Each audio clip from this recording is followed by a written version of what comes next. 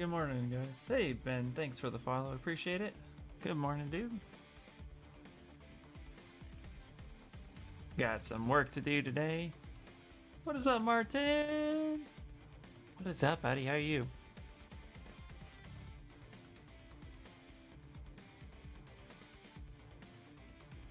All right. Martin, I did it. I did a thing, buddy. Pretty good. And you? How was your morning? My morning's pretty good. No real complaints. Today is going to be a very interesting first stream in a little bit because I am rocking a 22-inch Wacom Cintiq. So it's going to be it's going to be an interesting day for sure. Good day. Hey, how you doing, Marco? How you doing? So getting used to a new tablet today, which is pretty fun. So I thought we'd work on this piece a little bit. Pretty excited about it. Getting a new setup happening too. It's always fun. Where did I leave off? Hey, TWC Blake, how are you, buddy? Hello, brother. Yeah, it's Martin, it's crazy, dude. Like, I'm really excited about it, but it's so like I feel like I'm really in my sculpt now. It's so massive. I'll have to like take a picture of it or something. I'm also like trying to make sure I got cables routed everywhere that aren't in my way. Hold on. Well, how was everybody's weekends? I know in the States we had Memorial Day, so but I know other places in the world don't have that. So hopefully everybody was doing alright.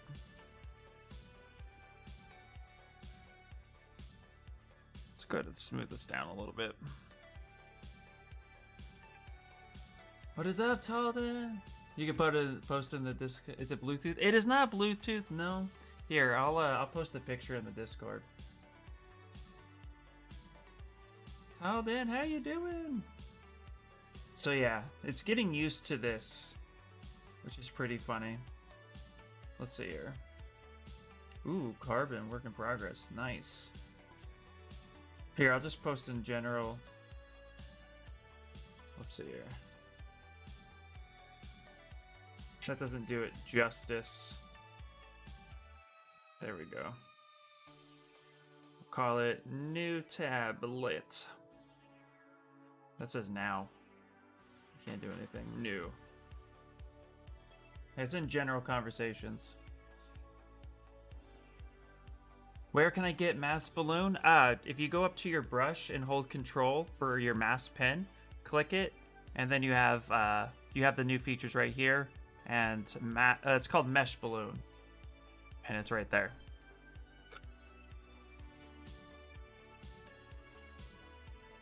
There we go. Okay. I think I need a higher resolution mesh for this. Let's go 2.5.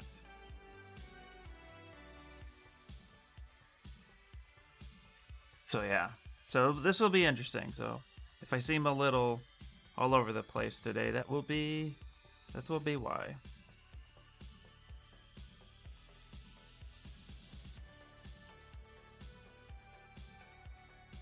Okay, that's massive. Yeah. Yeah. They had it on sale, man. They had it on sale, which is pretty cool. But I'm excited about it because, you know, I have like a 6-foot wingspan. So, you know, I'm a tall dude. But what's interesting is like... What's interesting about it is I went from a 13-inch XP pen to this 22-inch Cintiq. I'm glad I didn't go any larger, but I feel like I could just see all the details in my sculpts that I couldn't see before. So like I feel like I'll be able to detail more. It's weird. Or it's either that or I'm just like I feel like I'm seeing it for the first time so massively, you know.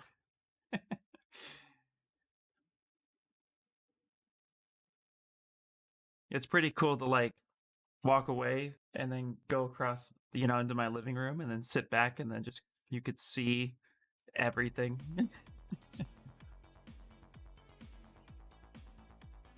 It's pretty funny.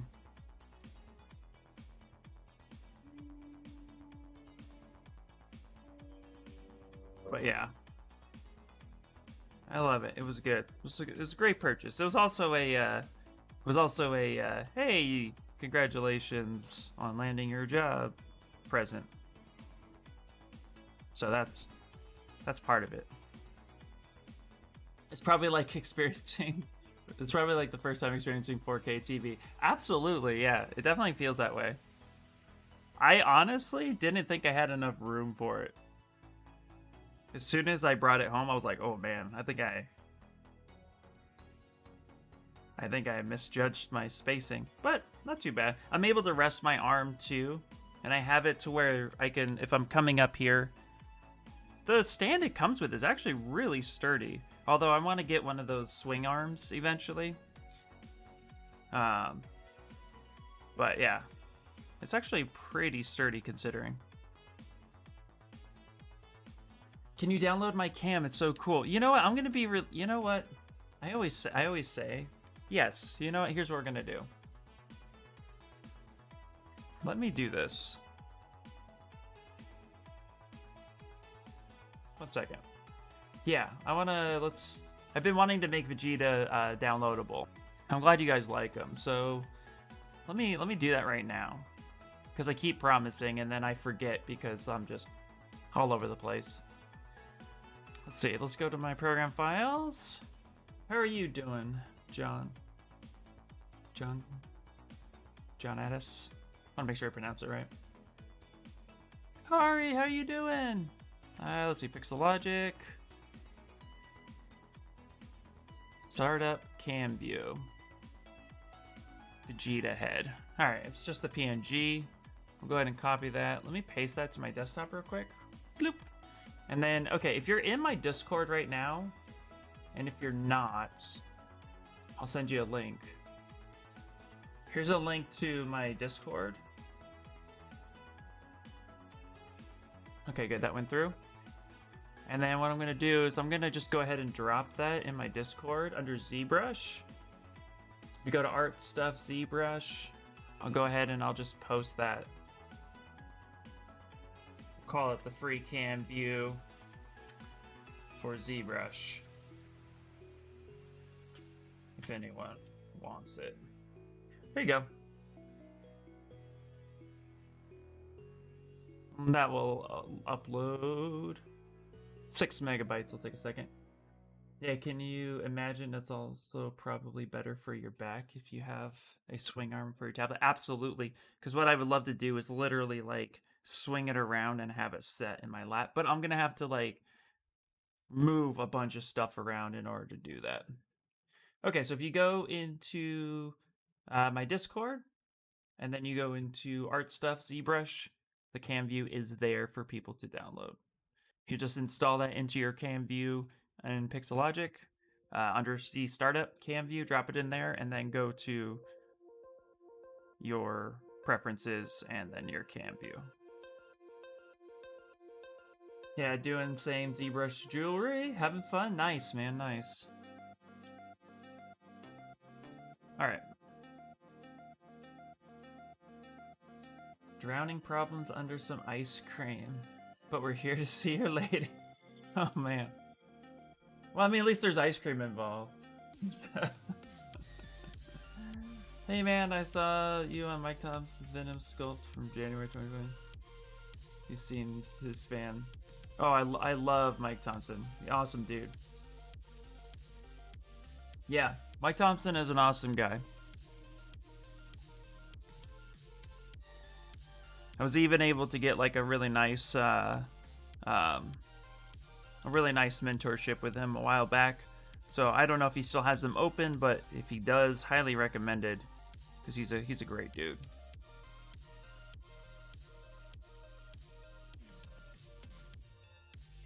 A lot of early inspiration. Yeah, absolutely. Yeah, I've been meaning to give that away, so don't mind me. I'm the guy who it's like, oh yeah, I'll give that away, and then I genuinely mean to, and then life just gets crazy for me. Like I literally sign off and forget, so that's my fault. Okay, there we go. Just want the teeth and this up here.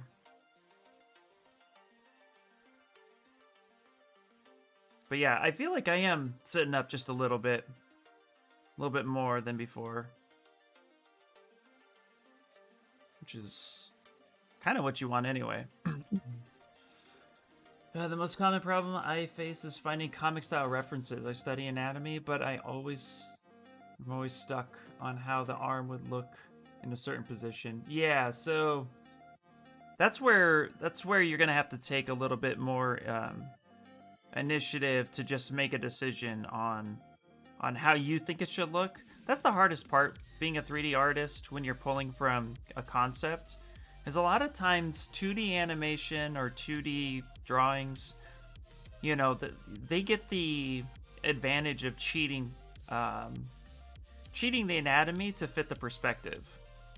And while I'm not ever calling out a 2D artist saying they cheat all the time, because they don't. They know their stuff really well. It's just they have the ability to bend the rules much further, where we have to make everything look good from every single angle, which again can make things a little bit more difficult. So yeah, you kind of have to just make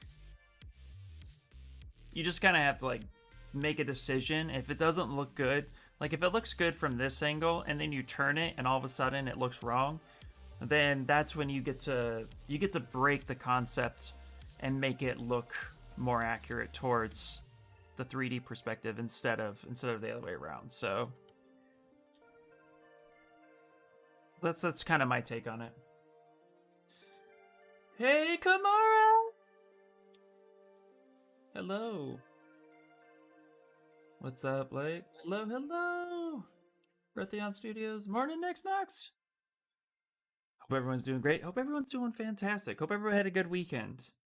Doing environments from a concept is a nightmare, especially matching the perspective. Oh, I bet, Martin. I bet.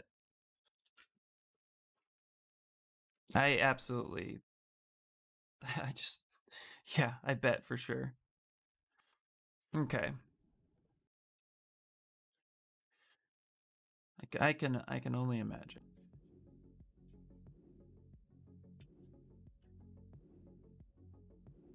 Okay, that's a little high intensity.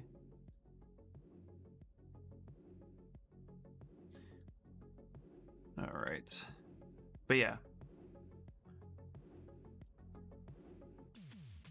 What's perspective? Exactly. Well, trying to get used to this massive tablet, so my perspective. Looking sick. Thank you. Oh yeah, there's still a long ways to go with this for sure, but I am enjoying the process. Especially now that, like, my day job now, I sculpt, I'll be sculpting more fun, cutesy stuff. So I feel like my personal projects are going to get a lot more grittier.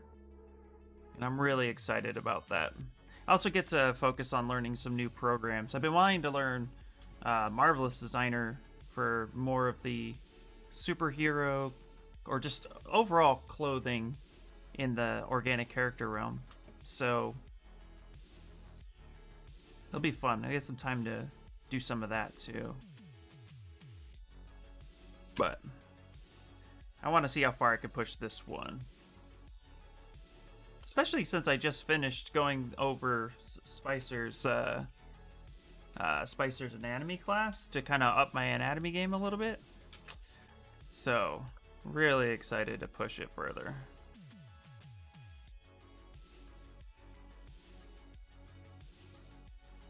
Yo, did you get your Cintiq? I did, and I'm on it. Ryan, I'm on it. Getting used to the tablet first for problems, absolutely. Yeah. Yeah, buddy. I am rocking it now. How does the color look for you guys? I feel like it's a little bright for me. I may have to tone it down on my end. But let's see. Let's try a different material.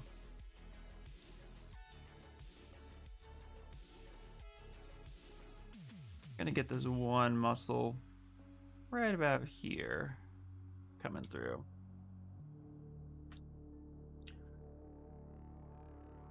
Let's see. Marvelous is actually a great app. Recently started dabbling in that. Nice.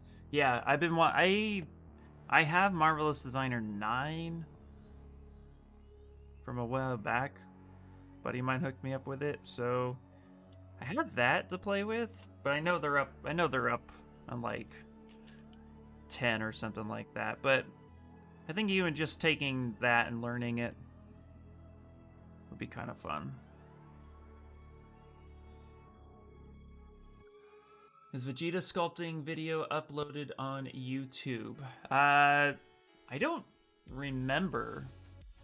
I sculpted that a while ago, but I don't think it was on YouTube, no. And unfortunately, Twitch doesn't hold things even when I was affiliate. They didn't hold it for more than 14 days. But you can see the final product on my portfolio if you'd like.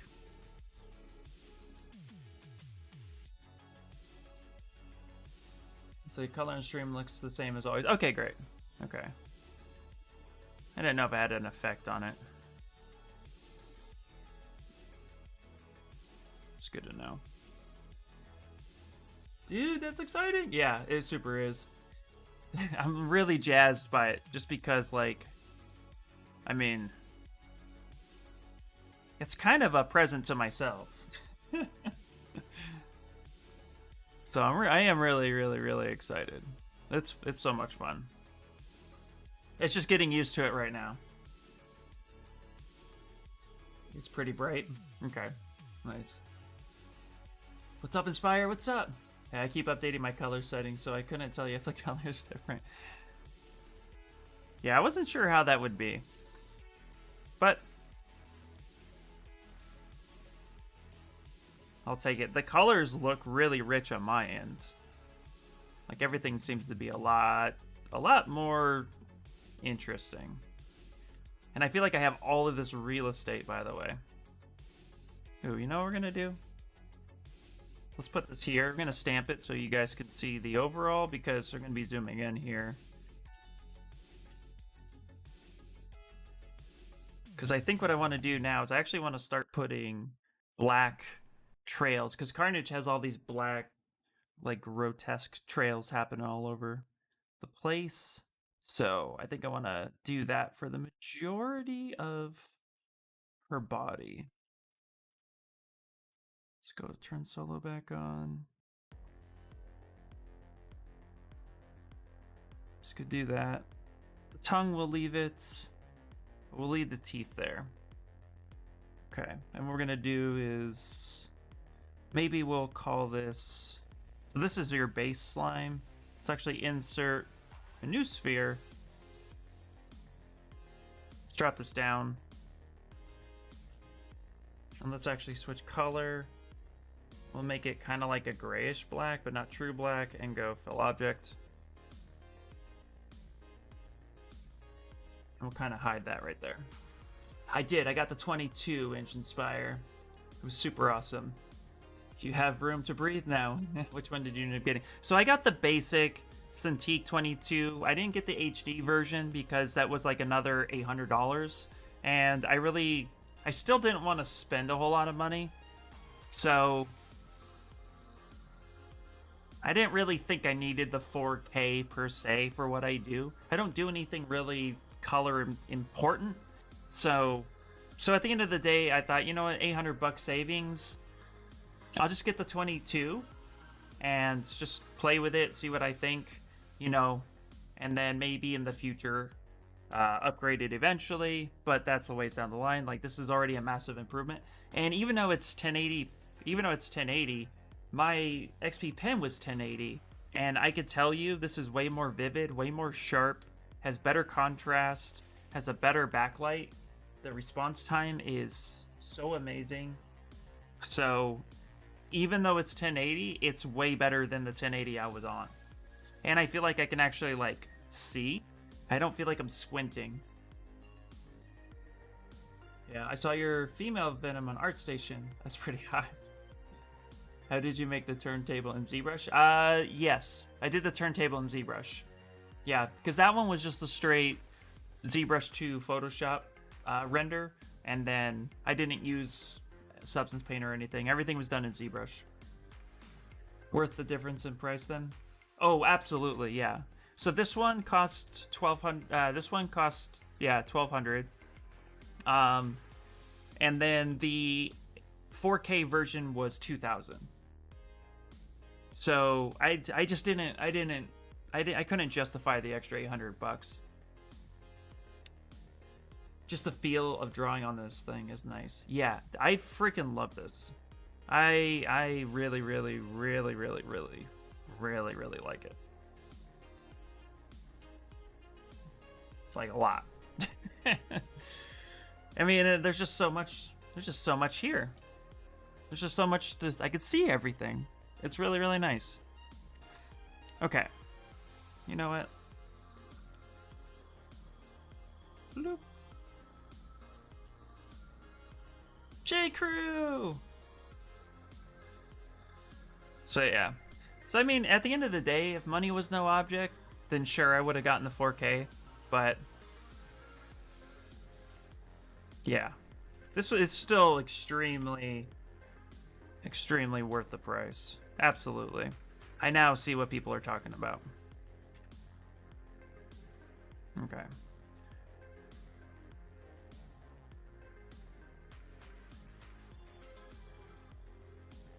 I just also feel like I could see everything. That's just super nice. Alright, so we're going to take the snake hook. We're going to turn this whole thing into Dynamesh. So we're going to Dynamesh it at 0.5. Actually, you know what? Let's back that up for a second. Let's put that there. I'm actually just going to Dynamesh it this way. So we'll go 600, just like that. Perfect. Snake hook. And we're going to hold Alt. And Alt's going to allow us to kind of move along the normals, which is nice. And then we'll just get some fun stuff in here. It's J. Crew!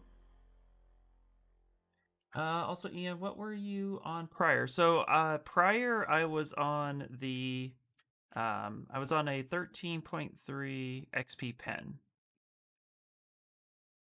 Let's actually start this here in the middle of her face. So it's a night and day difference. It literally is a huge jump in between.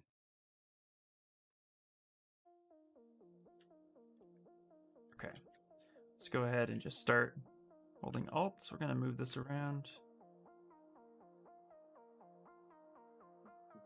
This is a really good way to get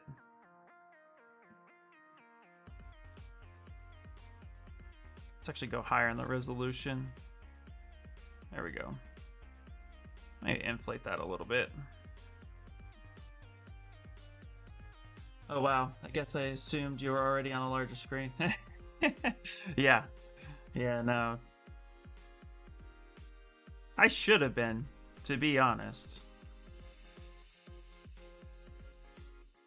But, you know, when you're working within a budget.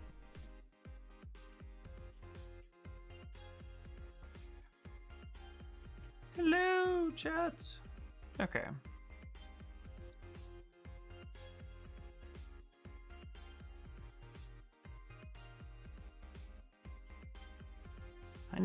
I guess I just need higher resolution. What the heck? Oh. I hit a button and GeForce Experience is wanting to kick in. Nope, don't do that. Oh my gosh. Hold on one second.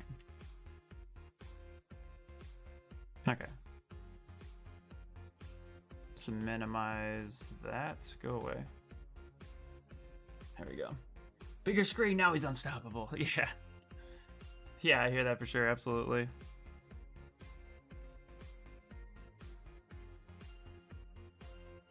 Okay, I need to make this bigger. We're gonna back this up for a second. Let's go denser resolution.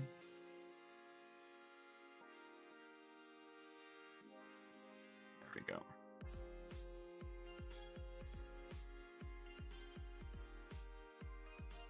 Yeah, it's all about just like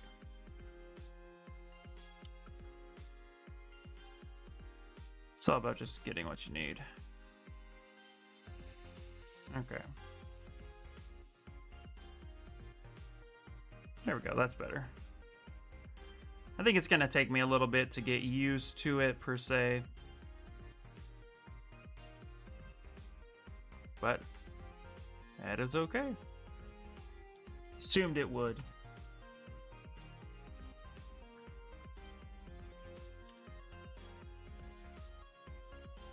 I'm gonna use back face mask and actually pull some of this out too.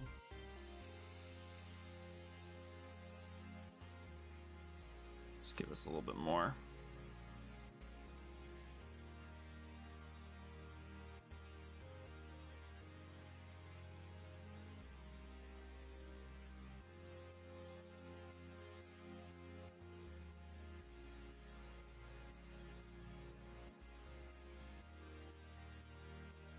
Bigger screen. As I say, I'm still working on this UI. In my pop-up menu, I want to change the color of the... I'm assuming change, not chance. So I want to choose the color of the dividers between menus, but I can't figure that one out. Oh, so if you go to... Yeah, I know exactly where it is. Right here. You want to change the color of the menus. It's right here. So under eye colors, you'll change these two, and possibly that one.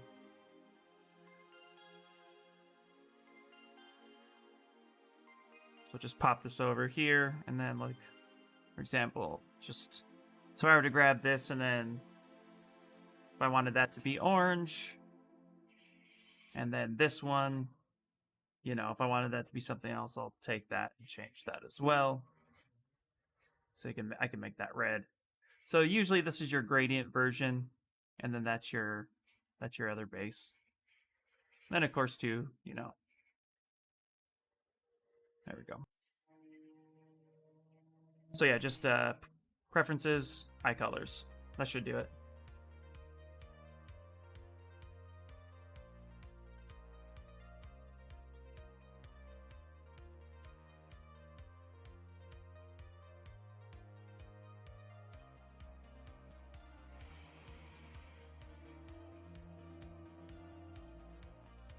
Tamara, how's your Spidey Pool project happening?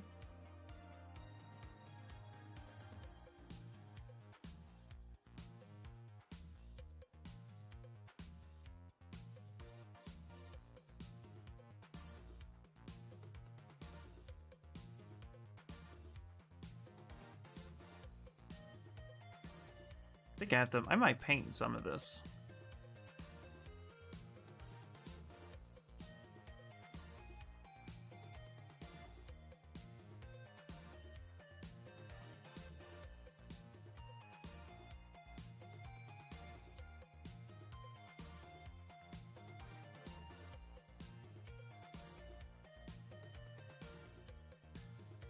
You haven't touched it in a few days because of this contract?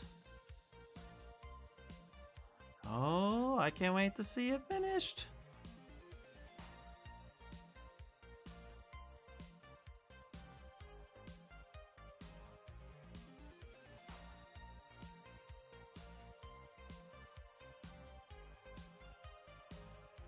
But it'll look awesome.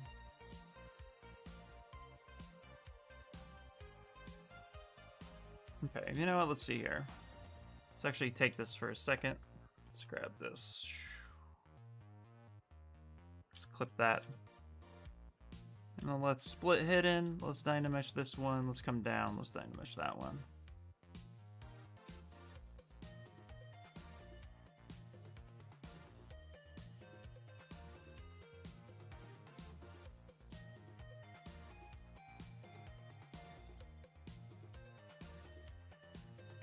I'm actually going to want to get this around the eyes. So I'm holding Alt the whole time to make sure that it's wrapping around. And staying relatively close to the surface of the normals.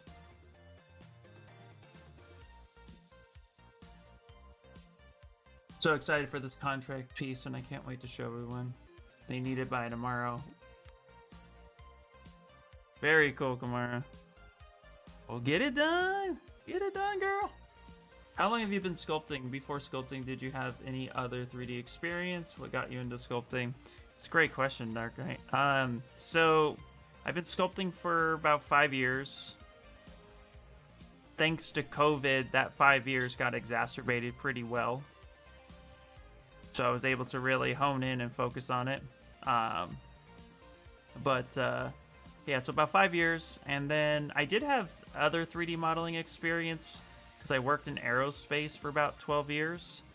But that experience is very, very, very lacking because ultimately I was just making nuts and bolts. Nothing too crazy, just profile for a CNC lathe and mill. So, while that experience is helpful to understand how I've learned 3D programming, or 3D modeling, it didn't really give me an edge up. I don't think it gave me an edge up, just because, again, you know, it was very minuscule. Sculpting is very, very different. So, but I do have, I should say, 2D experience because I drew a lot back when I was in high school. Most of my childhood into high school, I drew a lot. So I have a little bit of anatomy background and stuff, but I feel like I had to relearn a lot of it. But I got into it because of a buddy of mine. He's actually here, Next Knox. I got into it because I was looking for a creative outlet, and the more I talked to him, you know, he was he is very heavily into 3D programming and stuff. Not 3D programming, I don't know why I keep saying that. 3D modeling. He does programming too. But anyway, I came across this program. She like introduced Zbrush to me, and I was confused, and I didn't like the UI. The program seemed weird, and I couldn't get it. So then I found another program called Sculptress, and he was like, "Oh yeah, that's a great program too." So I learned a little about Sculptress, but Next Knox is actually the main reason why I got into Zbrush eventually, because he kept saying, "You're gonna love it. Just give it some time." So I eventually caved, got it, and was like, holy crap, freaking love this. It's just that month of getting used to, you know, it was that month of getting used to what the hell Zbrush is. And you guys know. All of you know. So yeah, ultimately, that's how I got into it. And then I just kind of, I'm that type of person that obsesses over something when I'm really interested in it. I'm gonna turn that blur off. So I fell in love with the program. It's the first program I actually fell in love with. Like I just really dug it. I can't explain it. It's just like all of a sudden I was like, shit, I really love this program. So I just kept with it. I kept studying it, and then I decided I wanted to do character design because I love drawing characters.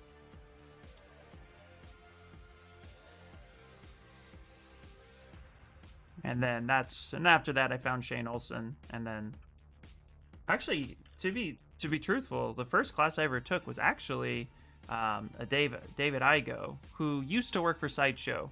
Some of you might know who he is. Really great dude. He was my first professional instructor, besides YouTube University, of course. And that was pretty cool. So, a little bit of backstory. I regret nothing. Yeah, please don't regret it. It's completely Nexox's fault, and I love every minute of it. That just shows you what kind of friend Nexox is. When he knows exactly what his friends are interested in or would like, that just shows what kind of person he is. So yeah, regret nothing. Okay, hopefully you guys aren't hearing a lot of tapping, because my mic is now hovering literally above my Cintiq. So hopefully you're not hearing a ton of tapping. And if you are, I'm really sorry. I'll have to adjust that.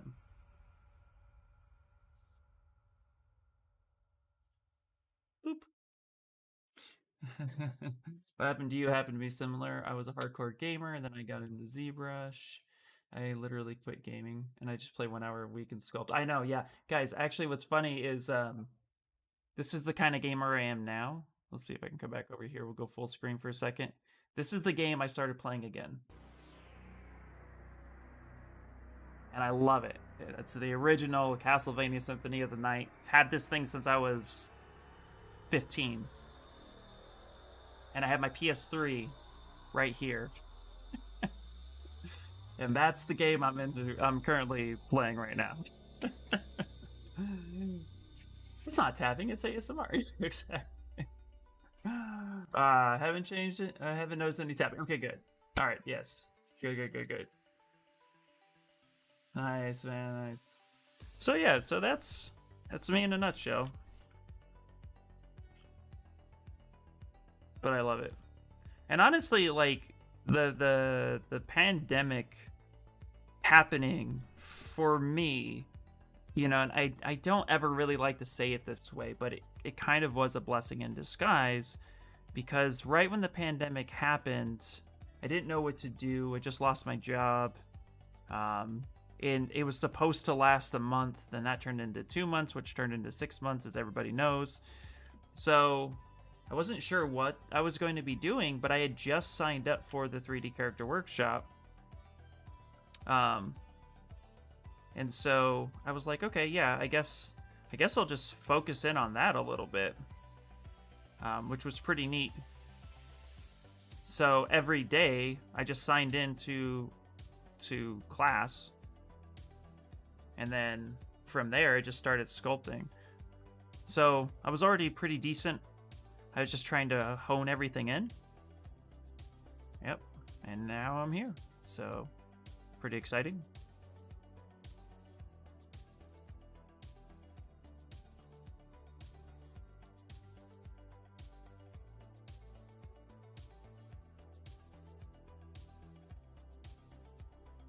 We're gonna kind of going about this a really funky way, but we're gonna weld this together. Make things a little bit larger than life here. Yeah, perfect. So now we're gonna clip this off. No, not split hidden. Oh well, it doesn't matter. Just delete. Boop. Original. Actually, my PS3 is one of the 5th iterations of the PS3. I have a story on that, but essentially, long story short, was I bought the very first PS3 that was a 25 gigabyte hard drive. Ooh, imagine that, 25 gigs. And then that was completely PS2, PS3 backwards compatible. Then that failed because the hard drive burnt out with old school Netflix discs. Which, by the way, the old Netflix DVD discs used to have like a weighted sticker, and that was, I found out later, that was what was burning out the motor in the PS3. Hey, thank you so much, Nick Guardian, for the follow. Anyway, I went through about 4 different PS3s before landing on this one, and now this one's a 500 gigabyte hard drive, and it's super beautiful. So, but yeah, it plays PS1 games, which I'm excited about. It's actually why I kept it. Never get rid of it because of that reason. So, sculpt Castlevania character, maybe Dracula from Netflix. Ooh, I actually have an idea. Yeah, I've been wanting to sculpt Alucard. He's one of my favorite characters of all times on the series. I've been wanting to sculpt Alucard, so I might do that. Yeah, plenty of storage. Hey, here to learn more about sculpting and PS3s. Hell yeah, dude. Welcome in, welcome in. I keep thinking about the fact that if it hadn't been for the pandemic, I'd probably be a web developer right now. This is much better, even if I have to wait longer for full-time income. Absolutely, Kamara. Yeah, that's the crazy part. You know, I mean, for me, it's hard to sit here and say, "Oh, thank you, pandemic," but at the same time, too, when it did happen, I had a serious conversation with myself, and it boiled down to me saying, I'm not going to sit here and do nothing. Because, so I'll give you a little bit of backstory. I was laid off once before, like about 5 years ago. Wow, it's been that long. It's crazy. And it threw me in complete and utter depression because I had no direction of what I was going to do with my life. Still, I was just kind of winging it, 9 to 5 in it. And I didn't know what to do, and it just really just crippled me when I lost my job. Because the company just kind of went, they couldn't afford to pay us employees anymore. That was tough too. So I did nothing then. For 2 years, I did nothing. And that was difficult. So being thrown back into the fire again with similar experiences actually allowed me to sit back and say, hey, that's enough. We're gonna do something different this time. So, and that's essentially what happened. All right, I'm gonna hit Control-Shift-D to duplicate this real quick because I'm gonna mirror and weld this now. And then I'm gonna go ahead and just take this one, delete hidden, and see if we can utilize this to get it close to the same eye shape.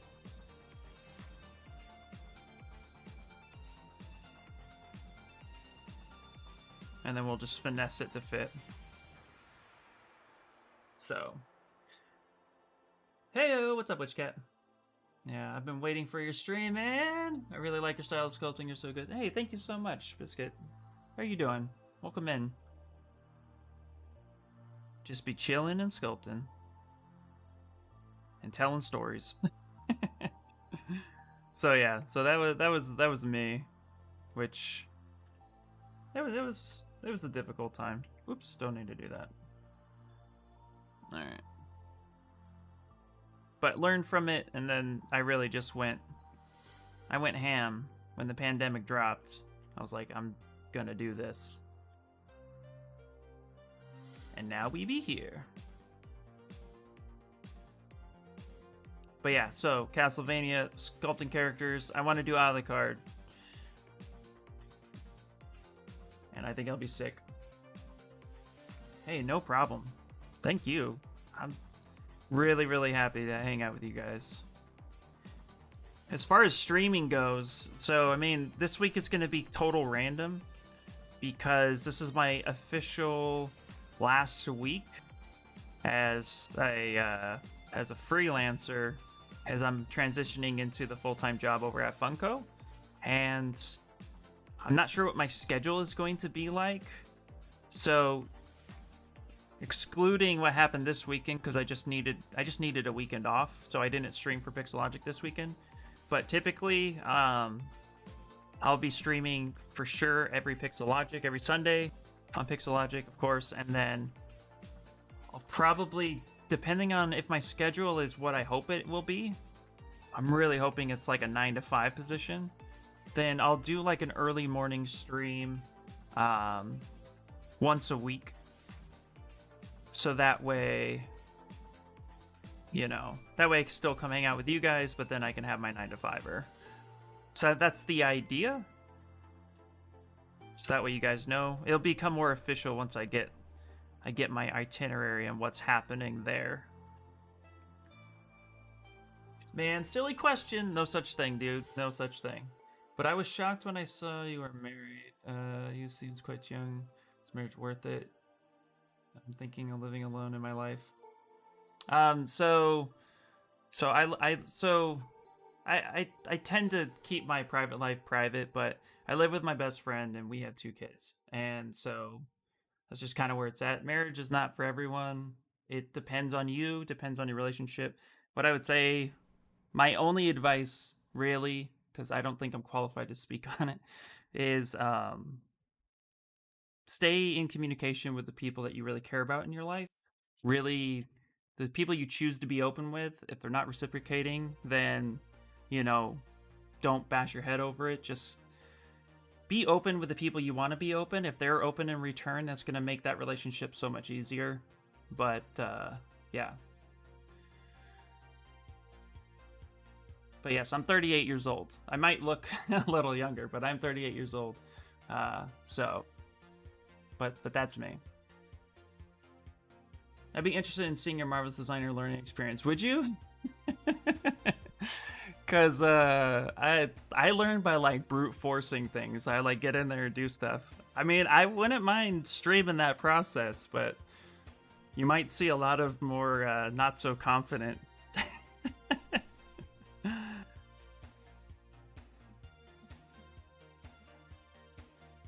Nah. You might see a lot more like, oh, what happened? 38 seems like a vampire, like never aging. I'll take it, man. Yeah, got all those good genes. Absolutely. Yeah, just take care of yourself. I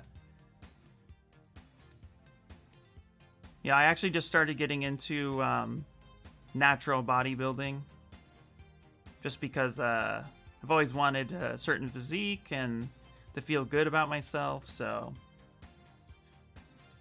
yeah, I have extremely oily skin, so I think that might be helpful. You got them Daniel tutorials? Nope, I don't. I haven't tried Marvelous since I met him, but he's the Marvelous guy. Ooh, do you want to send me those tutorials, Kamara?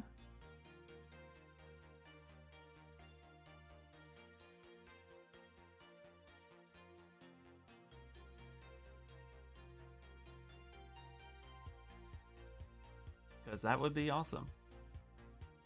Also, too, if you guys don't know, if you're new here, this song that's currently playing, freaking love it. I don't know, it's like, I like epic themed songs. I like anthems. That's what it is. It's better to look young than look old. very, very true. Those are pretty true words. Yeah, if I'm not complaining. Trust me. What's funny is, I don't see myself as young looking, but I know that I am, because when I see myself in the mirror, I'm like, all right, that happened. But then, yeah, when I stand next to people who are like my age, I do realize I'm a bit lucky with the young looks. So I'll take it. Okay. You know what we haven't done in a while? Saved. So let's do that. Yeah, show the learning process. That would be good for others' confidence. Absolutely, yeah. I'll post in your Discord too. Oh, perfect. That would be great. It's like the song that plays right before protagonist goes off to achieve your dreams. Exactly. I just got the news. Slip Normal and Daz 3D are officially partners now. Yeah, I just got that email too. Yeah, good for them. Although, what's funny is I've never used Daz 3D. I downloaded it once. Okay, that's not true. I downloaded it once, and then later I got a virus. This was like 4 years ago, though. So I don't know. I don't know if it was just me or what. All the things I look up in my life. But I never really got into Daz 3D. But I hear they're a great resource, so I should probably give them a shot.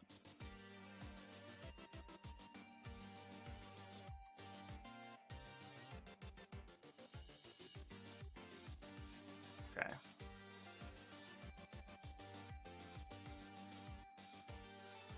Let's get up in here. I can see her cheekbone these days. Go. Just kind of come up here, smooth that down a little bit.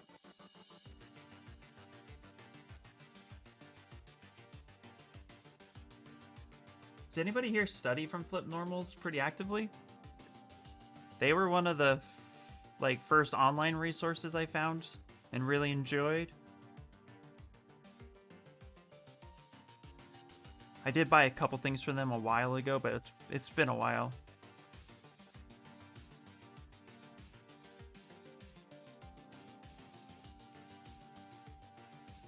Okay, we need to blend that in a little bit more. Am I going to still open the face up? So I'm going to focus on this Carnage face for right now. And then I might, and then what I will do afterwards is create another face that matches. So I'll make the Mary Jane sculpt. So there'll be swappable heads. So it'll be 2 heads. So I'll just focus on this one for now.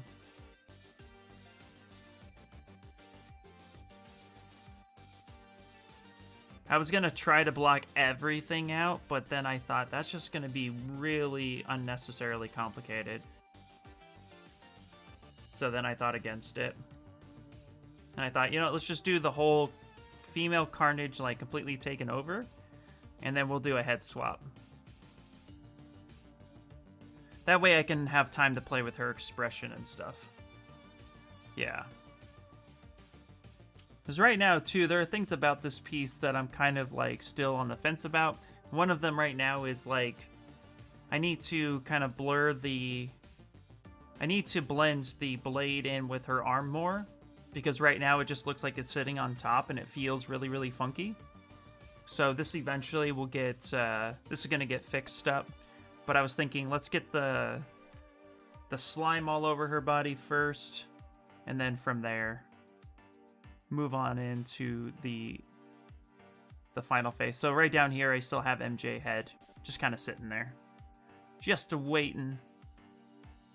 Okay, let's actually put this in a group. Let's call this the black slime.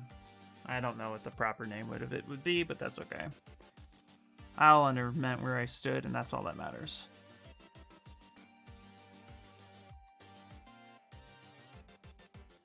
Yeah, I figured this is going to be a project that's going to be going for a while, so we got time. Yeah, that would be cool. Yeah, 2 heads are better than 1. Whoop whoop. Flip Normals literally abandoned their official channel. Now they run their website and they got richer. Yeah, that works. I mean, good for them, I guess, but yeah. Okay, let's up the resolution. Let's also go to Geometry, Dynamesh, and turn that blur off.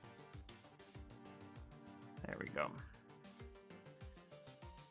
When Dynamesh blur is on, yeah, it really just kind of wrecks the shapes, so.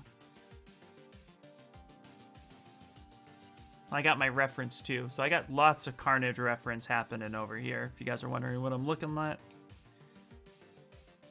So lots of good stuff. This one was pretty cool. This is my head opening reference that I might do. I think it'll be something more like this, which would be pretty cool. Although this one is pretty neat too. This piece would be sick if the person could do it, pull it off, right? Maybe in the future. But then let's get this kind of slime bits going. And it looks like the majority has some pretty gnarly black stuff happening. So, looks to be pretty sporadic, which is nice.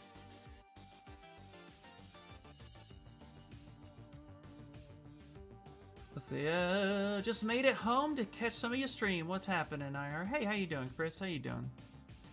Thank you, welcome in, buddy. Stick project on with blur. Oh, stick project on with blur, yeah. Al literally taking over everything. What do you think in future? Oh, AI literally taking over everything. Do you think in future we'll just have to write and the sculpt will be made automatically? It's funny, actually.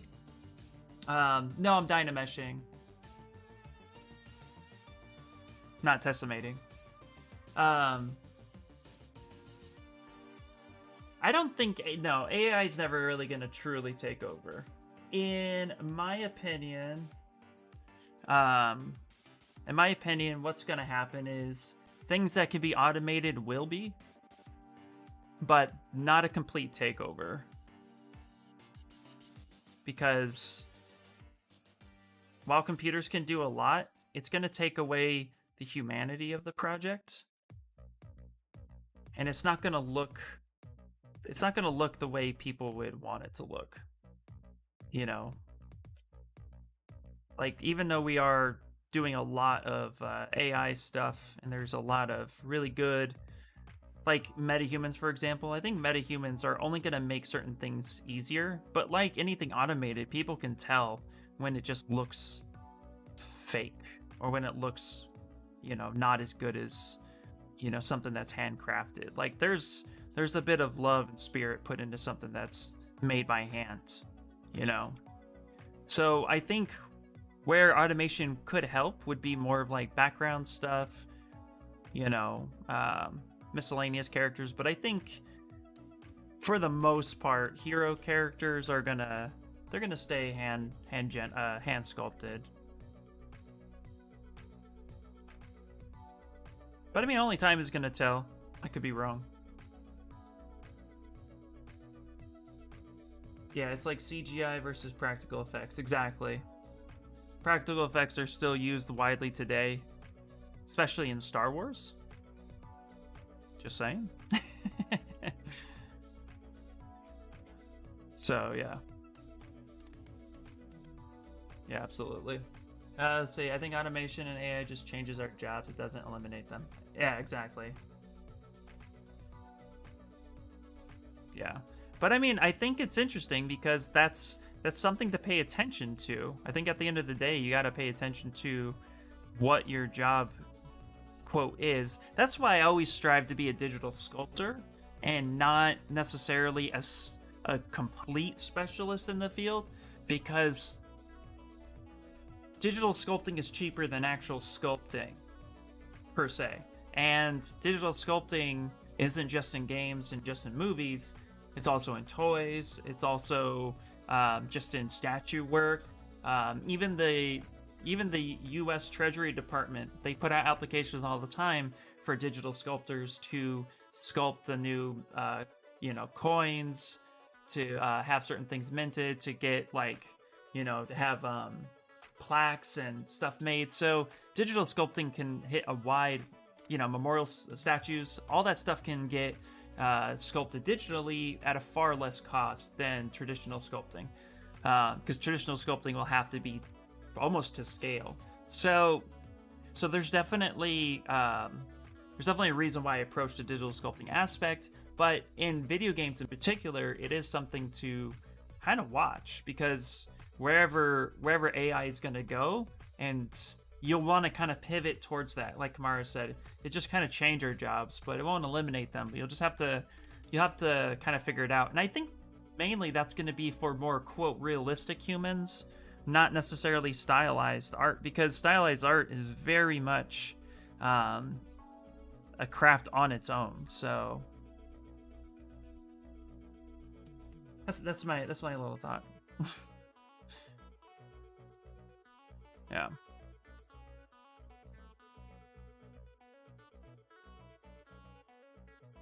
Especially in the industry where art is all about uniqueness, I don't think AI will replace anything. If every game looks the same, people won't like it. Exactly. Yeah, traditional sculptors are still highly respected compared to Zbrush artists. Literally millions of views on there. Yeah, absolutely. Oh yeah, no, absolutely. There's no comparison, digital sculptor to traditional. Like, traditional sculptors are highly respected. It's just, it's cheaper. That's the word. It's cheaper to do things digitally over traditionally. But to that point, traditional sculptors are still highly valuable, if not more valuable, than a digital artist today. So when somebody wants a traditional sculpt, money is no object for them. They'll pay whatever it is, and that craft is sought after. So again, it's all about putting the right craft to the right tools to the right project. And if all those line up correctly, then that's when the project gets greenlit. So it's just something to keep in mind. Yeah. This question comes up a lot, doesn't it? It does, yeah. You can't You can't replace the creative field with an automated one. AI can't make happy little accidents. Absolutely, yeah. Automation gives you symmetry, where a human hand gives you the imperfections that make things unique and one of a kind, thus making it valuable on a more sentimental level. Well said. I love that. That's why we never stop learning. Tech improves. We got to keep up. Yep. Yeah, exactly. Creativity cannot be achieved through AI. It just doesn't work. It doesn't work in the way we, quote, would want it to work.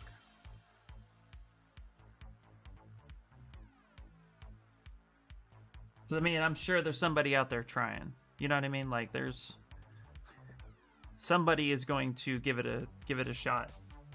And maybe for one project, you can automate some things that will be close to creative, but you know, that would probably be nothing more than a one-off at best.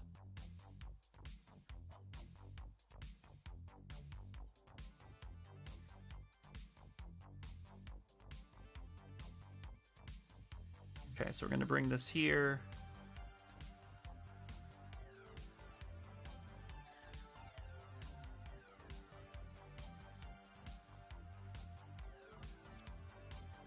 Yeah, as a programmer, I know it says, in order to for AI to take our jobs, clients and directors would need to start describing exactly what they want.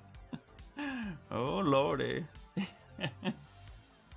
That's not going to happen. No, it will definitely not happen. So you heard Thanos' face was generated in AI. I don't know if it's true or not. So I kind of know a little bit about it.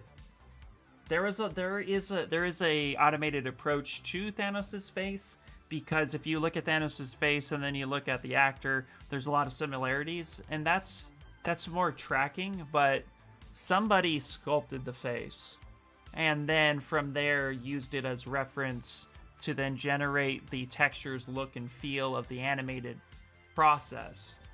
But not completely from scratch. I don't think so.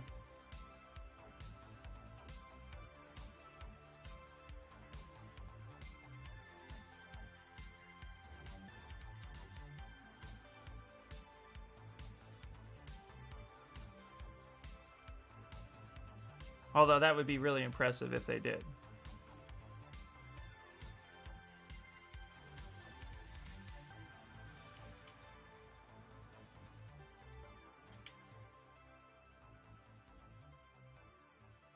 All right. There we go, slow and steady. Getting that looking pretty decent. I like just having all this room for my arm to swing, guys. Reasons why Ian got a Satique. Because he wanted arms expansions. Whatever, don't mind me. Anyway, I'm here to sculpt, not tell jokes. Okay, so let's see.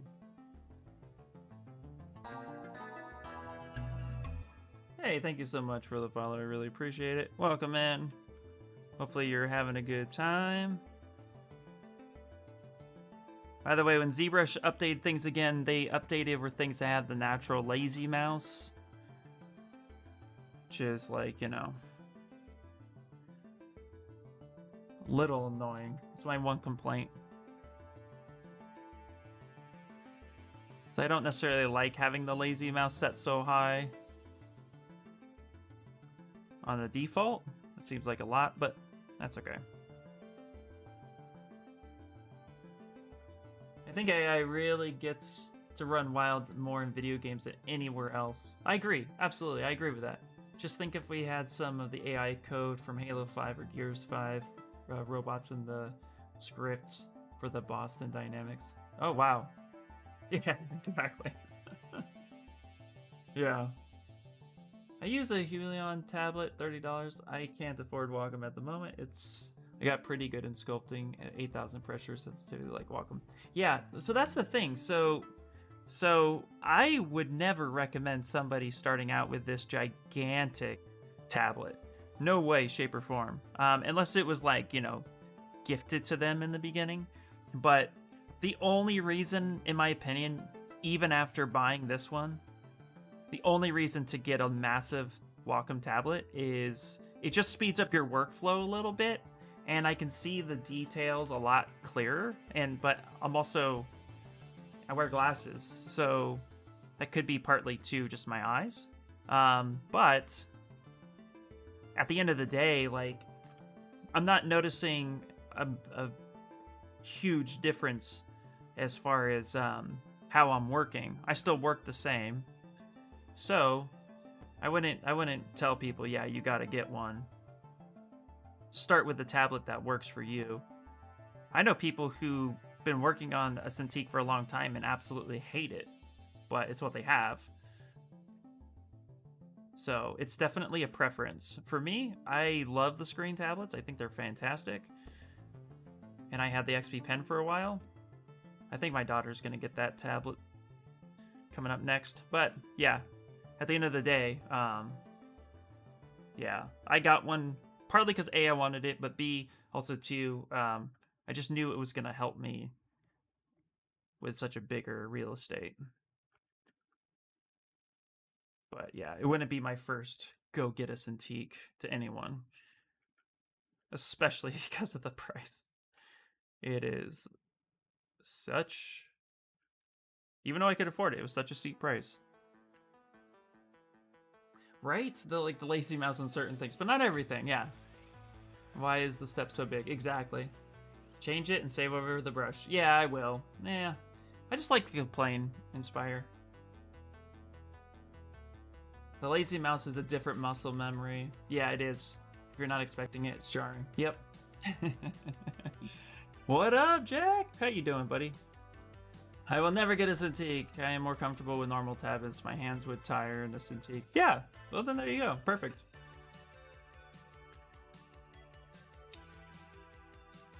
Yeah, we just like to complain. That's all.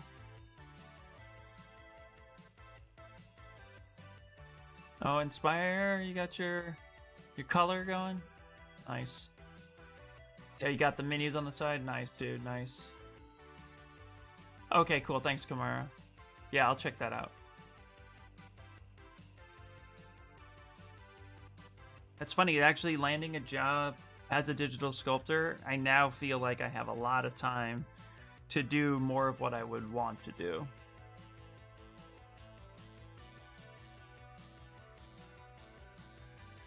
I say that now, but we'll see what happens. Okay.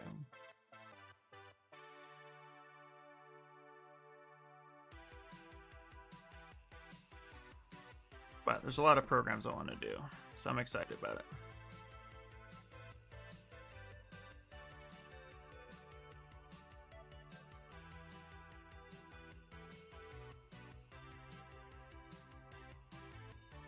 Okay, let's smooth that down.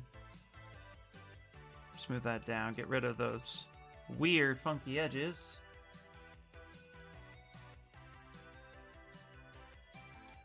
I got the secret smooth brush I use all the time in the UI. Oh, nice. I find that since I'm small, if I'm working on a Cintiq that's big enough to see everything, my shoulder gets tired. Plus, I don't like having my hand covering part of what I'm doing. It's 100% personal preference. Yep, absolutely. I definitely get the shoulder tiring. I know a couple artists who are not big people, but they have a big Cintiq, and they mentioned that, so. I can't remember what it feels like to have a 9 to 5 anymore. Dude, I am telling you, I have no idea either. I'm like kind of freaking out, like in a good way, but I'm like, okay. It's happening. You know what I mean? C++, HTML, and Ruby on Rails are the best coding languages to learn, in my opinion. JavaScript is okay. Yeah, JavaScript is okay. I learned a little bit of C++ back in high school, so whatever that is now is completely irrelevant. Did learn HTML in high school as well. I learned a little bit of it. Ruby was kind of fun a few years ago, but I realized coding wasn't for me because I get so angry at it when it didn't work. When a sculpt doesn't work, I'm like, okay, yeah, whatever. Yeah, no, just we'll start over or come back to a certain spot. But when programming didn't work, I was very angry.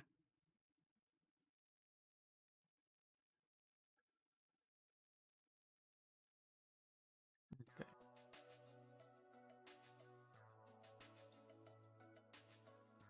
I don't think I could ever sculpt with one without one. Oh, okay. If I found a job and they need a supply, I'd bring my own. Yeah. Do you know what was the first clay brush in Zbrush? I heard clay buildup came later. I think clay.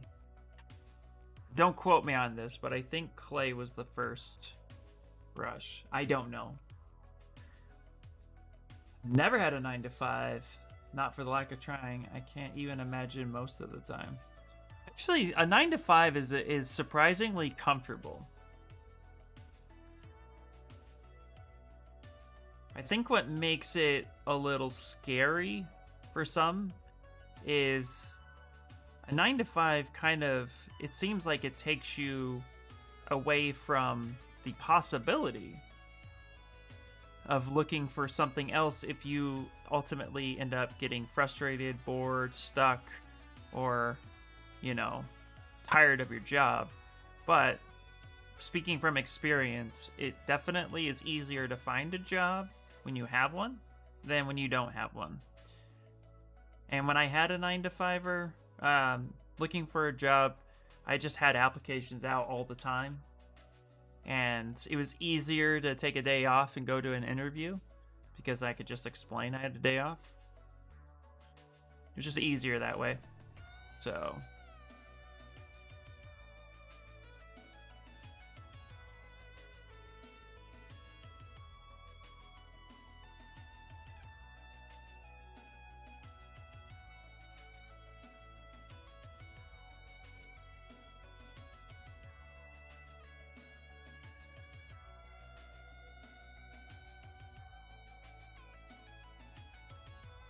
get that in there like that. So you notice I'm just kind of tucking all these in. Eventually I'll merge these all together so they seem like one cohesive piece. But for right now, we're keeping them as separate as possible.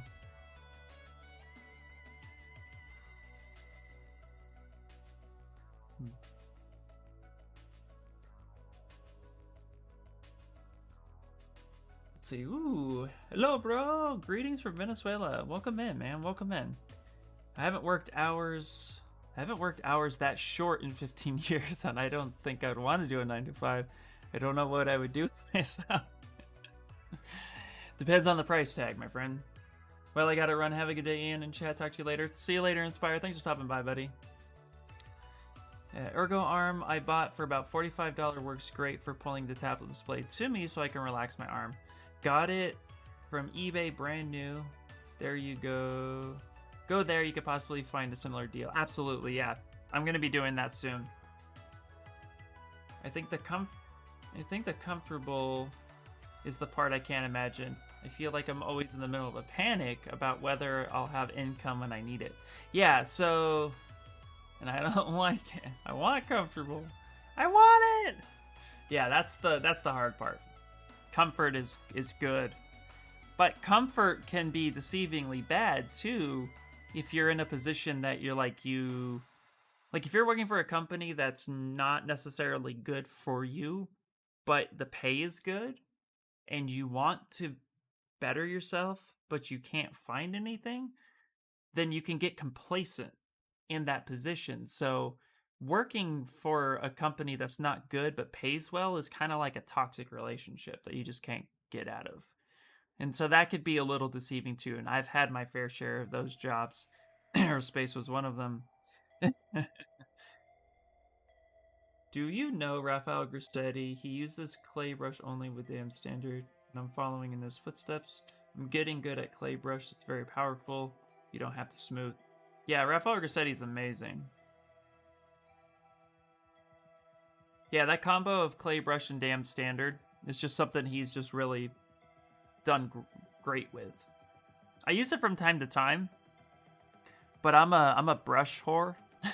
I love all the different brushes. Look at all the brushes, and I've added a ton of brushes. So, but yeah. I've seen him use other brushes before though, but not, yeah, generally that's his main setup, and it is pretty cool to see that.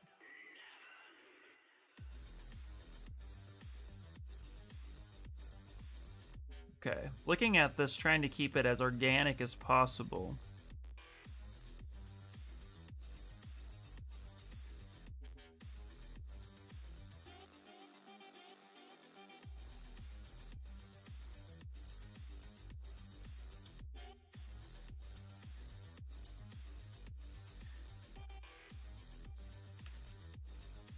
I've had jobs that don't pay well and are bad for me. But I've never had a job that pays well. I've never had a job that pays well. It feels like I'm getting closer though. No, absolutely. Yeah. Same. I actually I mean, well, okay. I've had a job that paid well. Like I was in aerospace for a long time. Before I got into creative arts as an adult, and I would say yes, it paid well for the time, but it was like extremely toxic. I spent 12 years there. When you spend 12 years in any one place, it kind of shows because you get used to that one thing and you forget how the rest of the world works. But what made it interesting was when that good job started becoming bad because the pay wasn't progressing with the times. So it turned into a bad job, and then it made it easy to leave. And then I found a decent job that paid okay, but then the relationships within the company were not that great. So it made it ultimately a little hard to go to work. So, yeah, I get it. Let's see here. What I like is that you can actually adjust the resistance of the ergo arm so it doesn't collapse. Oh, nice. Chris, do you have a good link for that one specifically? Ones I've seen are like 150 bucks. Hosen, on the other hand, is legendary too. He doesn't rotate canvas with pen. He uses rotate icon on Zbrush. Oh, that's cool. Also zoom in and out for icon. That's really cool. There's so many. That's what I love about Zbrush. There's so many ways to do it. It's like Photoshop a little bit, where you can do the same thing in different aspects and so many different approaches. It's actually what led me to Shane Olson. It's because all of the process and the way he did things actually made the most sense to me when I was starting to really get serious about character modeling. Yo, you get it? Go to get it now? Sweet, thanks.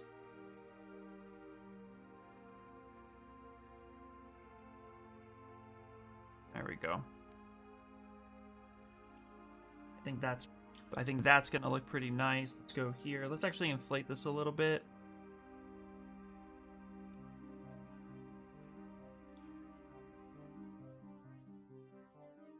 Take that down just a little bit there.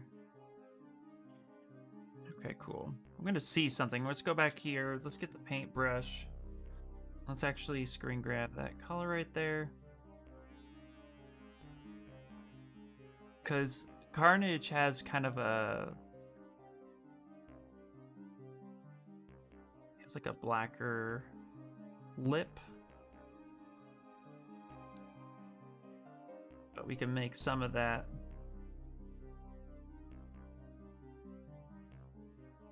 Some of that could be paint and some of that can blend into the rest. There we go.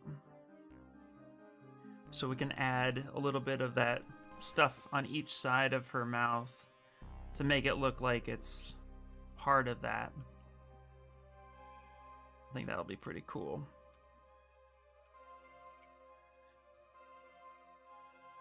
Same down here.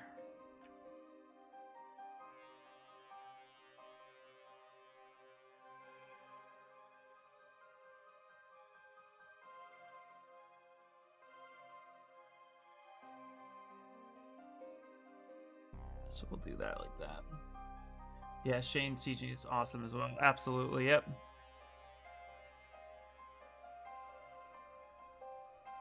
Is there anybody here from the 3D Character Workshop actively?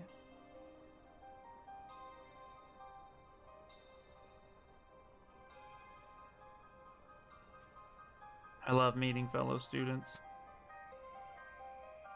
The black adds so much dimension. It really does, yeah. I knew that's where we had to start going. We had to start really getting this blocked in. All right, I'm gonna switch colors, get this red a little bit. Let's turn the RGB down. Start blending that.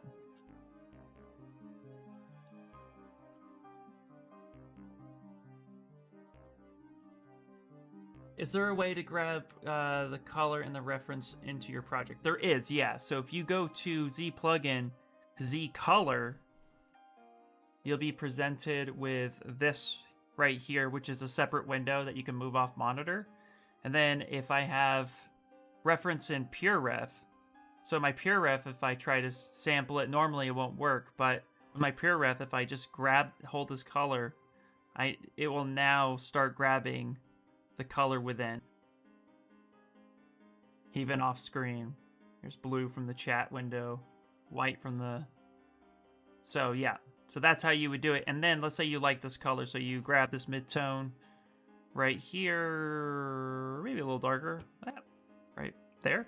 Then you hit set color, and now it's set right here. It also gives you the RGB value, and it gives you the hex code, which is nice. Especially if you're programming, web colors. I think hex is what they still use. Oh, nice, Ryan. I didn't know that. Very cool, man. 56% through. Are you gonna do the, I call it the Steiner course, but it's that, I forget the proper, but he does that. He has like a whole night thing on there. You're welcome. You're trucking through it now. That's so awesome. Yeah, so Z-Color's natural plugin. I love it. It's really good. Sometimes I'll just have it open off to the side.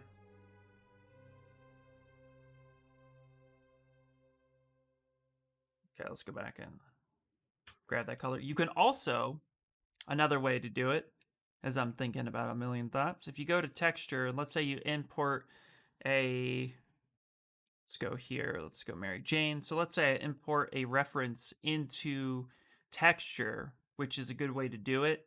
So if you have texture right here, you import this, and now you have this giant reference that you would like to submit color from. If you hit Z, it closes the menu. Shift Z will hide that. Shift Z will bring that up. And then if you go to, I believe it's samples, turn spotlight projection off, so that way you're not going to project any details from this reference you're using. So this can be on-screen reference. Then you can grab colors from your reference this way too. If you hover over it and hit C, it's not going to do anything. But if you hit Z to open that menu up, then hover over and hit C to grab, then you can grab colors from this reference within this texture. So I want that blue, grab that blue. Want this red, grab it. Want her hair, and then hit Z again, and now I can use that color to paint away if I wanted to. So that's another way to do it as well. Oh, hey, Carde. Sorry, did not see you there. No, Carde! Hello!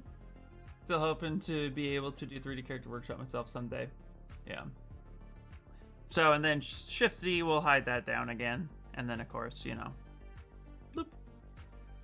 Hey, man, I'm leaving. Sleeping. It's 10 p.m. here. Take care. See you on the next stream. Dark Knight, thank you so much, dude.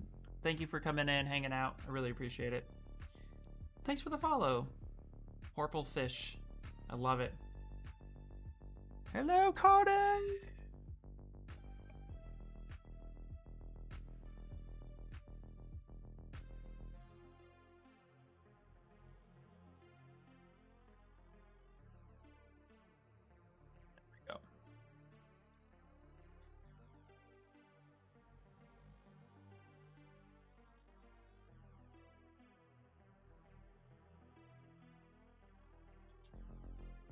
All right. Let's kind of turn everything back on for a second and see how this is looking. Because that's the most important part, that it's starting to look pretty well. And then what I want to do is determine, and some of these will be red and some of these will be black. So I'm thinking these smaller wispy ones will make black, which will give me some direction. So let's make this one black. Like such. Actually, for this one in particular, and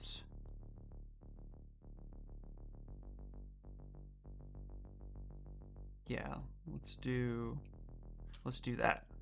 Let's actually make this one red. Let's go make that one red, like such. That's gonna make things a little bit more dynamic, I think, when we start getting into attaching these. I was desperate for attention. Nice, thank you so much. You explained it so much clearer and simpler than looking online. Not a problem, Biscuit. That's what I'm here for, man. I love helping people out. I love teaching this stuff, so. Sorry, I would have said hi sooner, but I was looking away at the computer screens. Work. It's okay, what you can't. You know, you just. Soon I'm gonna be at work, and then, you know. That's the face I made trying to walk upstairs after leg day. Right? Yeah.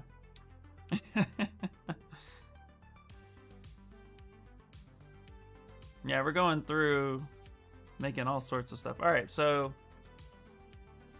just to keep aesthetics moving along pretty nicely, what we're gonna do is actually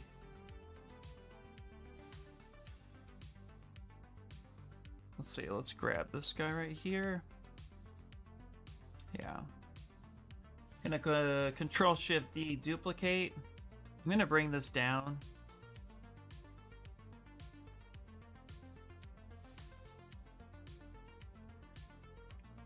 And we're gonna utilize some of this for where her chest is at.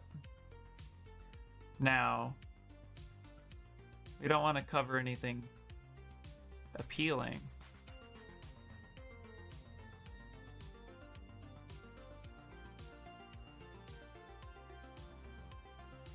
Okay. What is up? Looks great. Hey Matt, how you doing?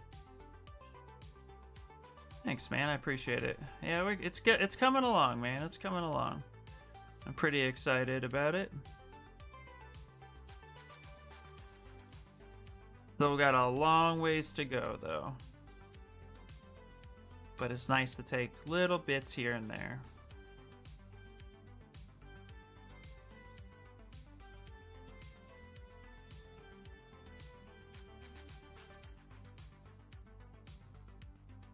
How are you guys doing? Matt, how's your weekend?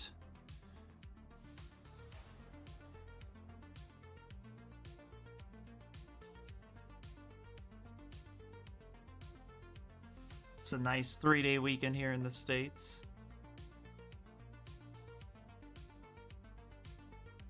There we go.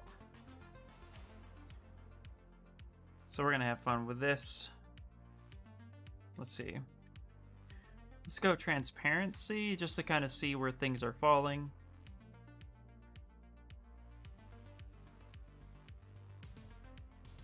There we go. Bring this closer here. Snake hook brush, hold Alt. Look at that. So it looks like it's great. Sorry, someone came into the door. You asked a question I missed. I don't remember if I did. Sorry, Ryan. Looks good. I got my first shot. And my job gave me 3 days off for it.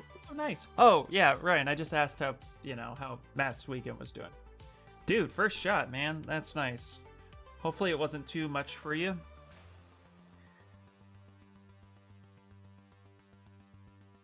First shot, I had the Moderna shot, so I'm fully vaccinated now. I'm just waiting on the quote official, you know, like 2-week window, which is actually this Thursday.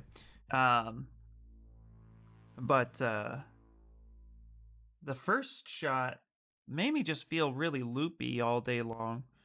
And then the second shot, I thought I got ahead of it, and then it just like crash and burn.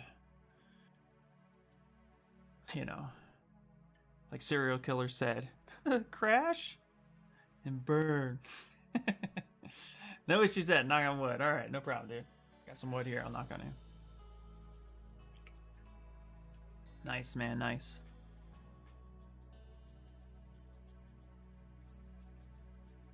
Nice.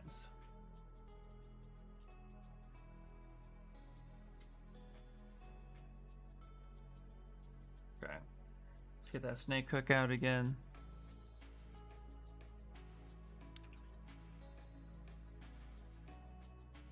Let's actually kind of mask this area right here.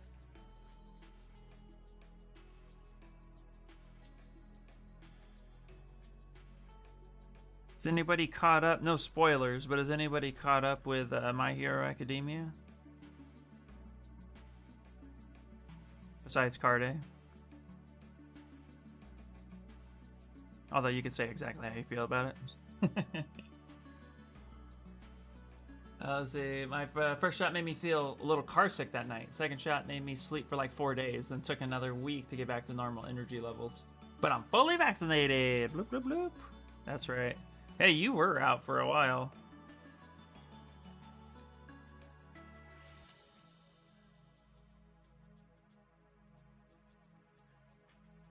Woo woo! Let's see. Nope. No. No ta ta ta. Well, I won't say anything. But I just want to know if people are enjoying the new season because, I am.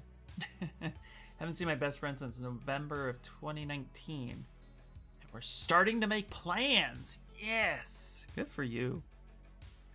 Yep. That's the way it should be. Well, that's great.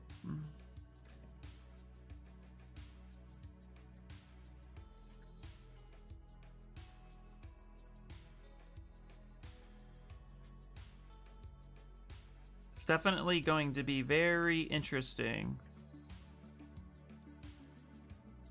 You know, I wonder if I should be using Sculptris Pro for this. All right, here we go. The realization just kicked me in the face like 2 seconds ago. Oh, look at that. Jesus. I don't know what I was thinking earlier. Guys, use Sculptris Pro, then Dynamesh it.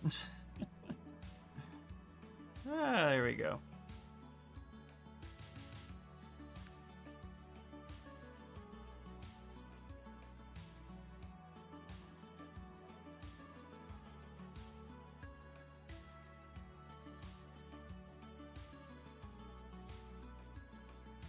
Look at that. Rawr. Rawr. Wario. There we go. Ah, so much easier.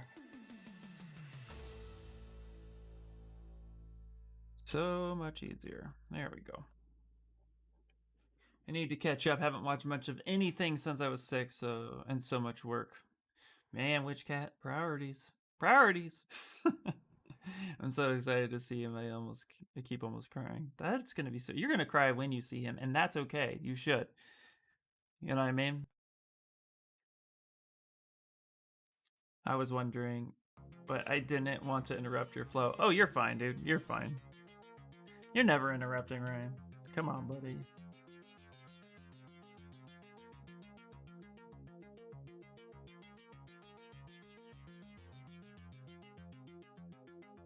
Sculptris Pro is still very, something I'm still trying to get used to. You know? I know there's massive benefits to it, clearly. But,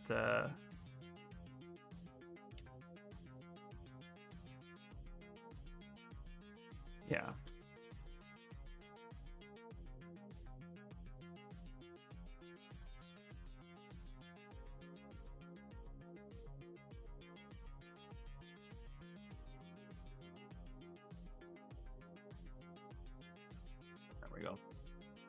Okay, I'm thinking about buying this one here now. It's a dual ergo arm with a gas spring. $51 free shipping. Did you get the first link? I can't enter the second link here. It won't let you. It won't let me. I think I did get the first link. I don't remember. Do me a favor. If you just to confirm, because I can't. Why don't you, if you're not in my Discord, Chris, become part of it. And then drop it in like general conversation or something. That way I can click it. You can drop as many links as you want.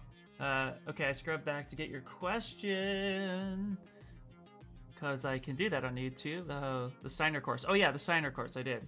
Something about a knight. I didn't understand the question exactly. So Shane Olson, he live stream a entire process of how he sculpted that knight of his. I keep calling it Steiner because it reminds me of Final Fantasy IX, but I think it's a different name. But it's over 60 hours of the entire process, including the modeling, the UV layouts, the substance painter, the texturing, all the way down to rendering. Like, he did the whole thing, live streamed the whole process. It's insane. Each video is like 2 to 4 hours long, and there's like 60 hours worth of footage. I went through at about like 2 times the speed through most of it when I first joined the course, because you could pick up so much information with that there. I don't know if he still has it up there, but like I wonder actually. Let me see. Then I could show you.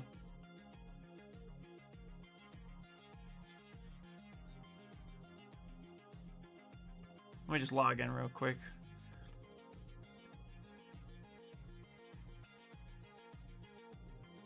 Yeah, drop the picture in there.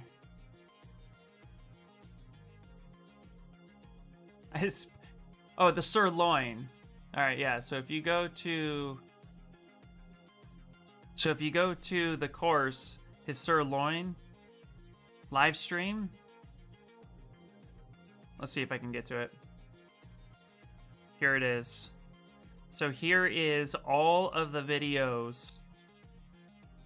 It was a student-only live stream, and he did everything. From retopoing, to texturing, to building, to blocking out, to rendering. It's all here. From the very first one, episode 1, to episode... Oh, they're kind of out of order. 33... Yeah, there's 33 episodes, and each video is like... I'll just click one. Each video is like 2, 3, 4 hours. So... yeah, and it's all on his YouTube. So definitely check that out. Sirloin. That's great to go through. If you're insane like me, watching it all won't be an issue.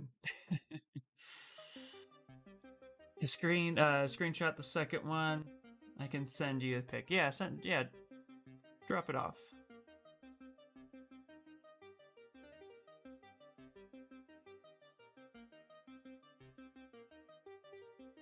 Oh yeah, I will for sure. I really wanted to start participating in his challenges. I just haven't gotten there yet. I've been busy. He has a new challenge going on right now, and I really wanted to be a part of it. And then I just got busy. Excuses, I know, I'm sure. But still. That's where I'm at these days.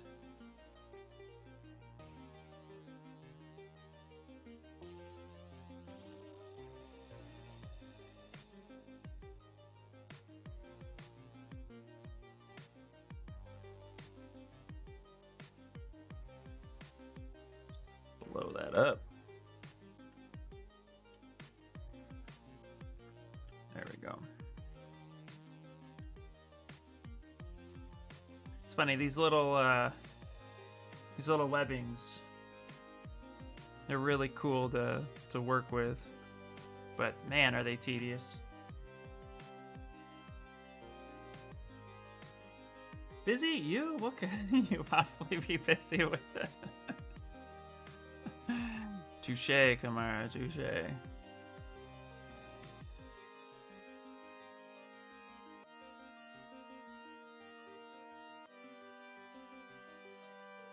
blur off, move that resolution up a little bit. Here we go.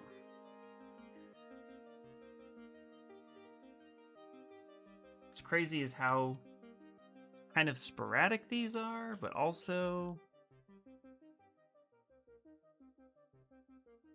delete hidden. Okay, so I'm gonna go ahead and actually, let's see here. If I mirror and weld it, oh, beautiful. Wait, what did that just happen? Guys, did you just see what I saw? Did Zbrush fix something? Okay, so you guys realize that like mirror and weld only works from screen left to screen right with your face forward, right? Then I went to mirror and weld, thinking it would mirror and weld on this side, but it mirror and weld on the opposite side. It just mirror and weld from right to left. Was that a new, was that has to be a new update.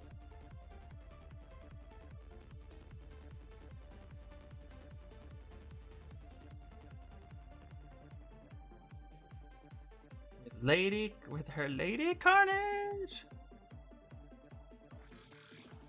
No. Hey, there is a small. No. So yeah, I know there's X, Y, and Z on the button. No, I'm aware of that. But mirror and weld only works from screen left to screen right on any axis. So it would only go from left to right. And I know in the 3D Character Workshop there was a programmer who fixed that, but it only worked half the time.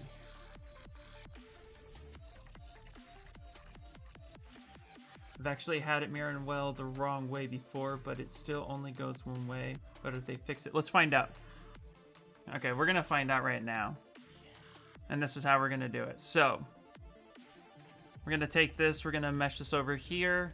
So, mirror and weld typically, if I were to take half of this, move this over, right? And then I would want to make all these changes here. Right? If I were to hit mirror and weld, it will mirror and weld to the center based on this side only. And it doesn't matter what axis I change, it'll always do that. So one shortcut that we've learned a lot is if your object is reversed, let's say you wanted it the other way, what you would have to do is actually take it, bring it over here, mirror and weld it, then select this one and delete the other one. But I had it over here, and now it's mirror and welding. Now it's mirror and welding the other way. I'm gonna have to ask about that. So if I do this, yeah, see, it's mirror and welding. If I'm over this axis here, it actually shouldn't be mirror and welding to the other way. I'm curious. I'm gonna have to ask him about it. Please find out. I need to know. Yeah, I experienced it too. I think they fixed it. Oh, that would be so awesome if they did. Well, you know, there is something we can do too. I'm kind of curious.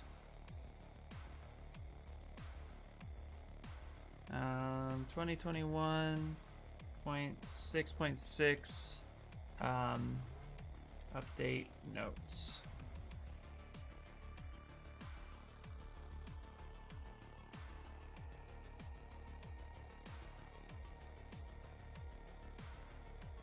Okay, so they introduced Chisel 3D, VDM vector brushes will work with Sculptris Pro mode, right? Mesh Curve Alpha, okay, those are all updated.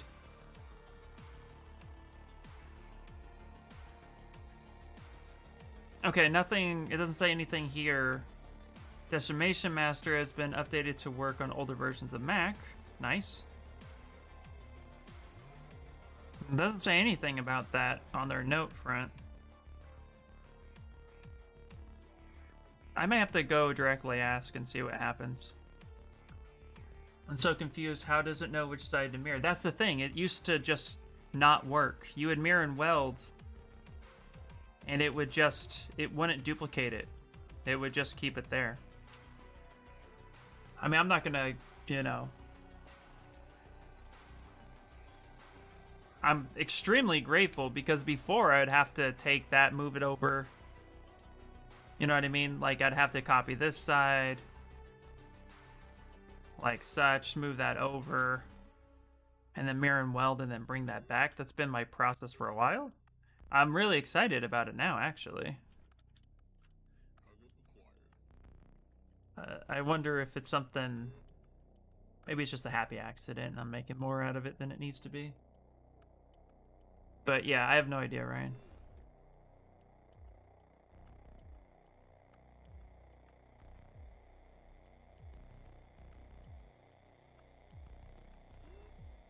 Okay, with Dynamesh, we're going to keep groups and turn that on, though.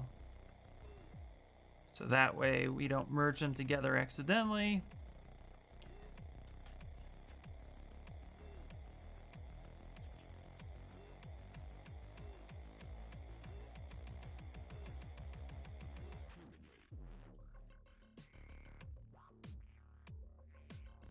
Actually, let's push this one down. I don't want them to be the same.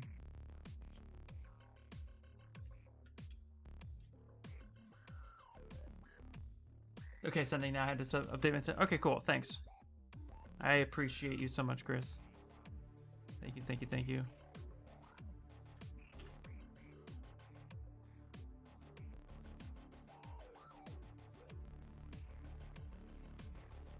Because if it's that affordable, then I'll definitely order one very, very soon. A couple $100, so I was like not too interested in. I could wait, but I have a spot where I can move my main monitor. I can move my first monitor over here, and then I can have the arm come around, so then it's kind of hovering, and then I can use it as a main monitor, get everything off my desk, and open up the desk a little bit more, and then swing that around and use it. Then I'll have chat and stuff, so I kind of already know how I would update this whole process.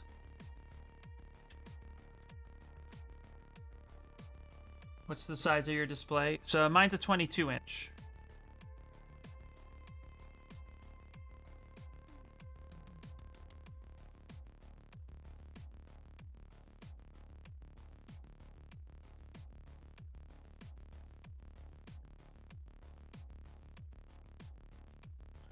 Alright, so we're gonna inflate this a lot. There's a little trick with using Snakehook is you inflate the section you want to pull, and then you pull that. Oops. Ooh. There we go. And then if you run out, you just inflate that again, Dynamesh it, and then you bring it out a little bit more.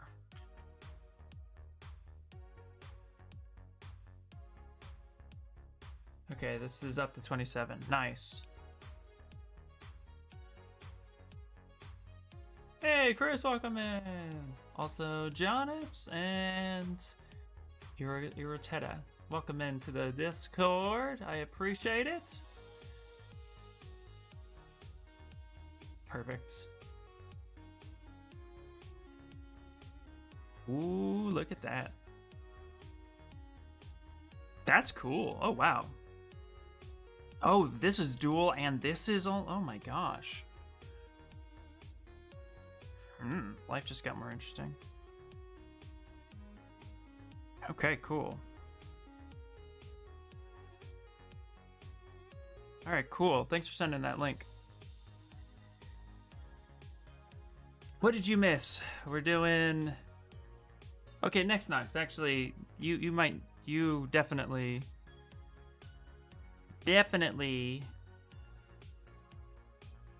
This is a question for you for sure. Hold on one second. I'm gonna go ahead and split hidden. I need to inflate this a little bit.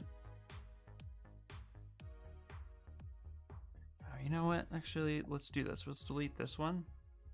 You'll see why in a second. We'll come here. I'm gonna back this all up. Bloop, bloop, bloop, bloop, bloop. See, as I was dynameshing, this got all messed up. Okay. Gonna go ahead and Control-Shift-D on that. I'm gonna go back. I'm gonna go back forward in time. So we get here, then I'm gonna come back here. Back this up. Then I'm gonna remove this one. Delete hidden. There we go. Now I have this. A little bit easier to deal with. Little trick. So next, Nox, what I was saying was maybe you'll know this seemed to be a little funky, but so you see how my face here is you know, facing forward, and we have mirror and weld, and you know mirror and weld goes from left to right. So if I were to mirror and weld with this on the, so here's my axis, right? That's on the left side. Did this used to happen before where you'd mirror and weld and it would mirror and weld to the right?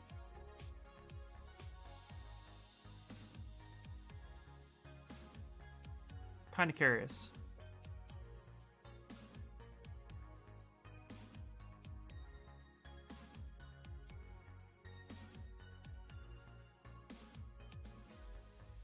Yeah, I remember it being, because there was a while in the 3D Character Workshop, there was a guy who used to be there quite often, and he made a program to fix, he made like a macro that actually fixed that. So it was a Z plugin program, and it would actually mirror and weld from right to left, because mirror weld typically only works from left to right. So he did it so that it worked the other way. And now it's just interesting because I mirror and weld it thinking it was going to, like I mirror and weld it and then it thinking it was just going to flip it, but whatever. Anyway, I would assume it's ZBrush detecting nothing on the left and just doing it. Okay, yeah, so thinking may be a glitch.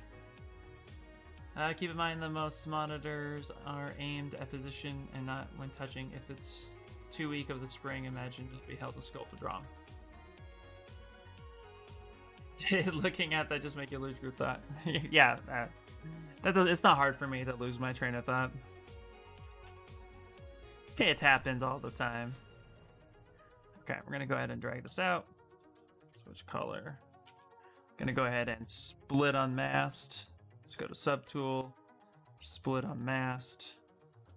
Now we have this guy. Let's go ahead and color this.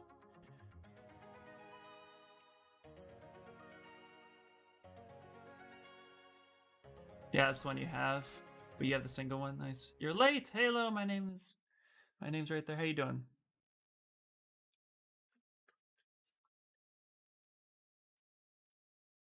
Boop boop boop boop boop boop boop boop. All right. Let's turn that floor off. Nobody needs that floor there.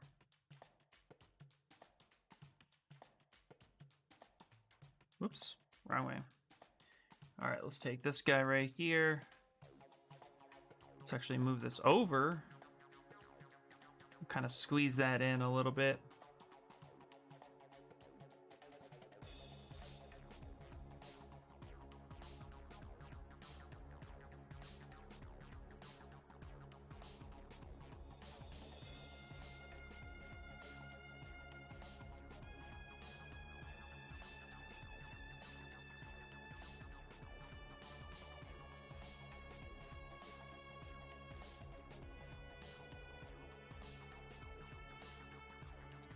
I don't know why sometimes the right click on this pen will bring up that menu. It's annoying.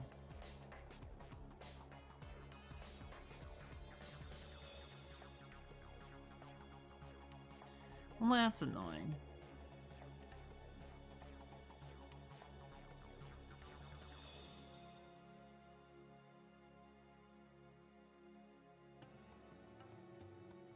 It's a bit of a disconnect there. Let's see, stressful days, finals on the doorstep. Dude, best of luck, man, best of luck. But besides that, you're good, yeah. I feel you, man. Disable right click pop up. You hate that thing? Is that what's in the is that through the Wacom or is that through that's through Wacom, isn't it?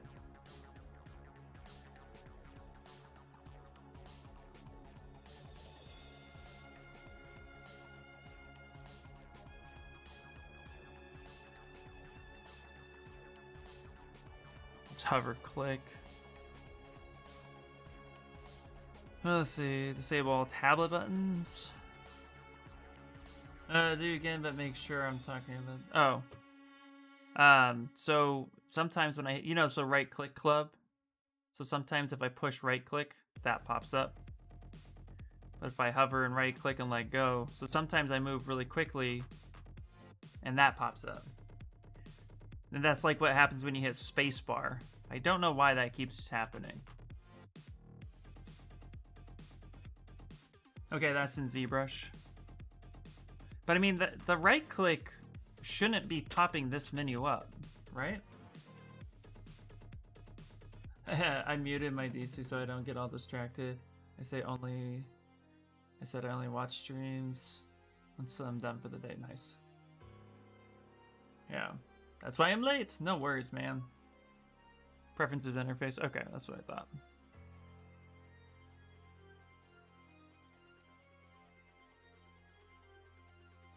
Hold on one second. Buttons, cursor, web buttons, show values.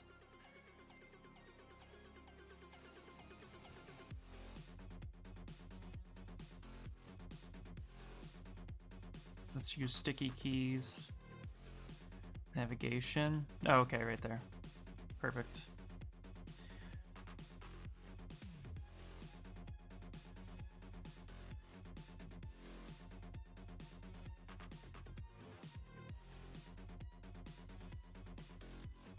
Actually, let's do this real quick.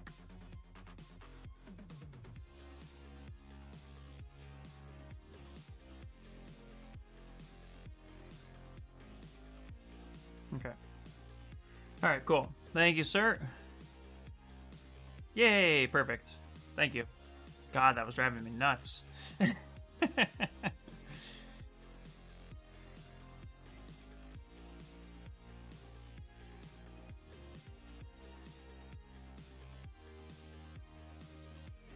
Interesting. I don't have the navigation subcategory in there anymore.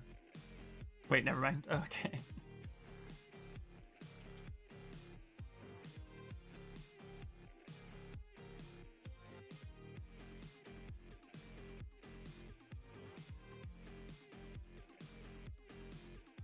was gonna say, it'd be interesting if you didn't have that in there. It was held open. Oh yeah, that'll do it. Time to stand, my thing says. My watchy. Okay. Okay, what we're gonna do right here, let's actually hide. Where are you? Let's hide that for a second. So I'm gonna take the move brush, turn back face on.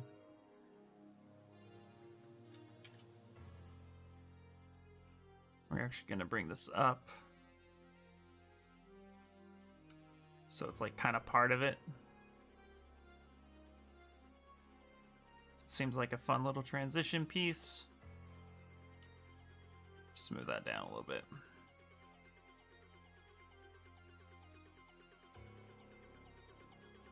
Yeah, a little setting gets reset every time I update ZBrush too. Oh yeah, I'm sure.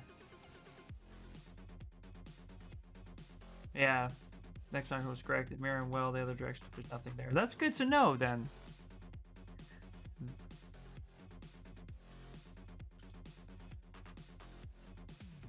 It was a mind-blown moment for me.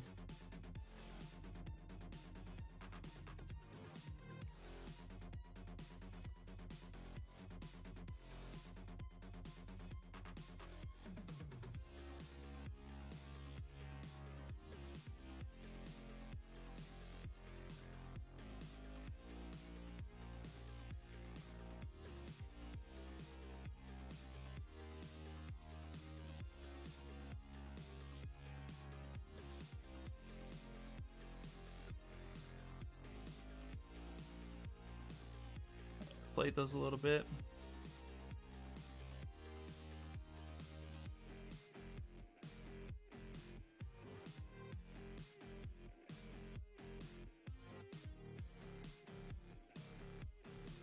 I feel like I may want to go a little thicker with these.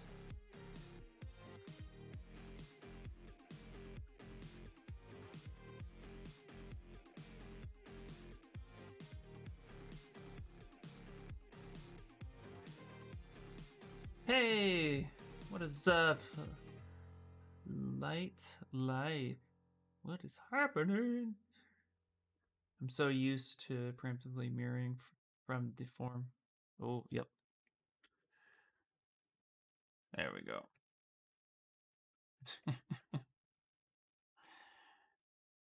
Yeah, I think this is coming along pretty nicely.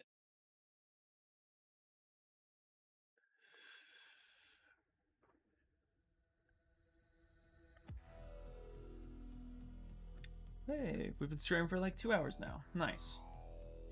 Probably gonna go another hour, and then that'll be it for the day.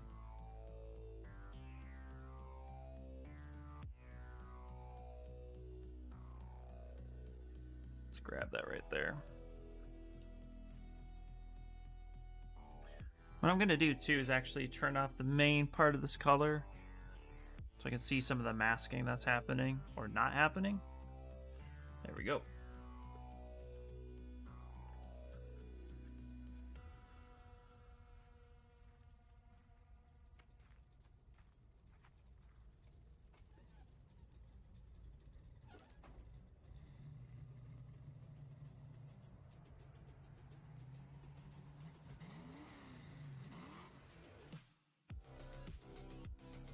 Damn, she thick. Oh yeah. We're gonna do it. We're gonna do it right. That's what I'm talking about. How are you doing? Welcome in. That black man. And she's just really starting to pop. Absolutely.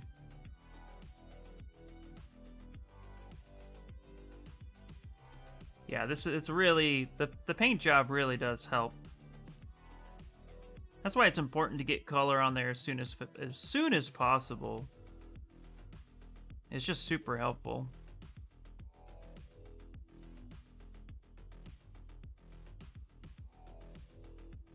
Okay, let's go ahead and kind of inflate this part a little bit. There we go. Yeah, that part's black too. Good. So this part right here is kind of what I want to bleed that in there.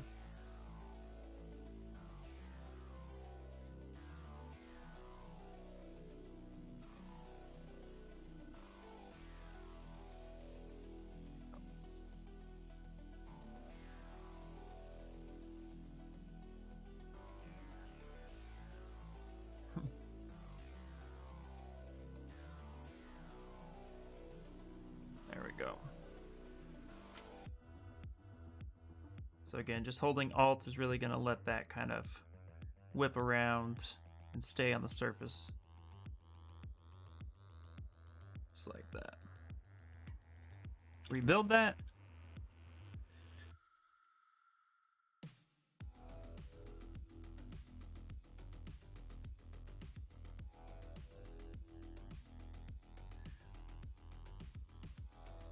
I think these will look a lot better once I connect them, and then we Z-remesh them to give them some actual thickness. There we go.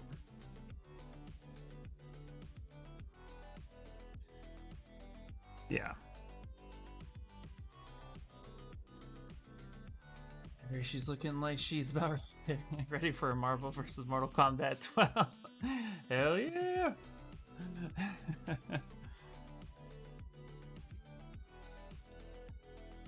Another realm massage.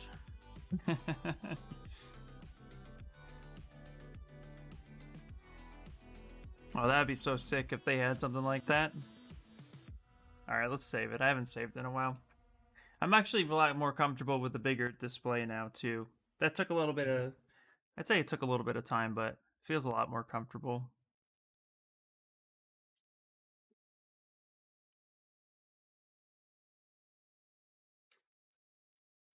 Oops, wrong one. Keep hitting that Shift G because I got nothing else to do. Okay, let's go ahead and isolate that one. Let's split hidden. Let's turn off actually, let's turn on dynamic. Let's apply it. Let's delete lower, and then let's dynamesh it. Now we can go ahead and start blending some of this in. Right about here. Get that connected in there. Let's see, maybe you should get them all post together and send a pitch. Ooh. Right?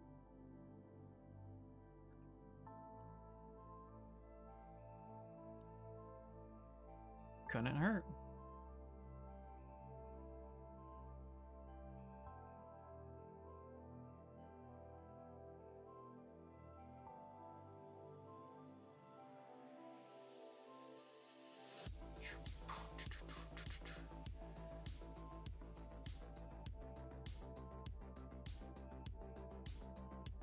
Let's actually increase that resolution a little bit. Perfect. I doubt Disney would appreciate Marvel characters having their spines ripped out. Are there any Marvel characters at all? Isn't Deadpool's not in any although Deadpool should be. Deadpool should definitely be in Mortal Kombat. But yeah, probably not. They probably won't want their stuff represented that way.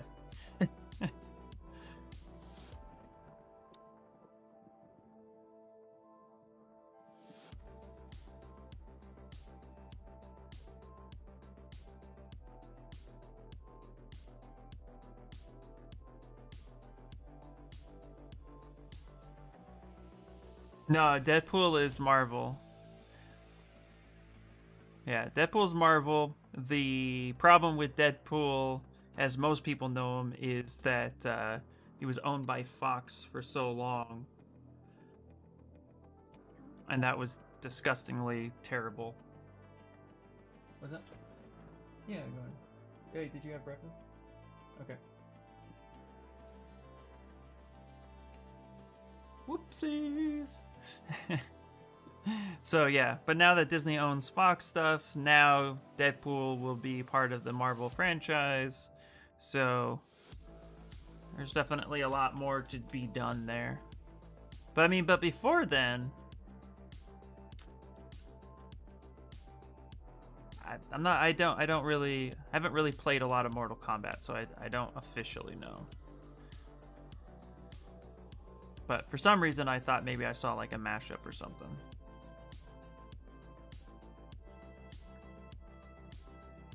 Maybe this is just out of hopes. Alright,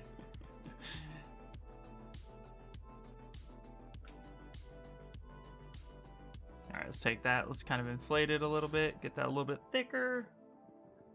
Then continue pulling that down.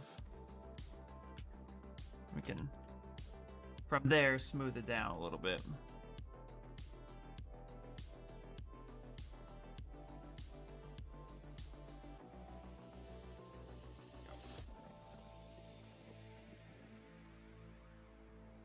They do already have a Marvel vs. Capcom, though, so there's that, yeah. Yeah, that is very true. Although, Marvel vs. Capcom, are they still continuing that franchise? Because I know that came out long before Disney even owned Marvel. I was playing Marvel vs. Capcom 2 before Disney even cared.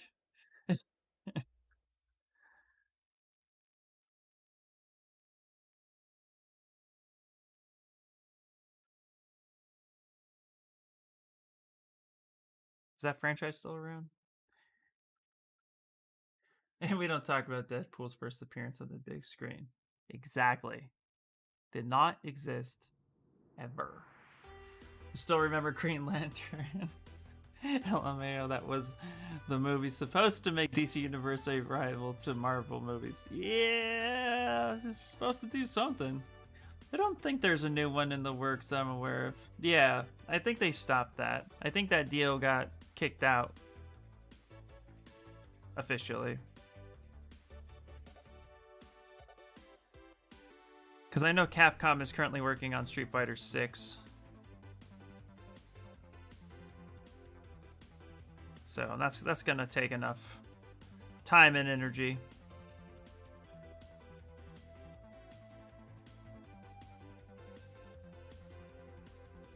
It does exist. It's been embraced. Yeah. Yeah, that's one way to look at it, Next Nox. I like your optimism. I always appreciate it.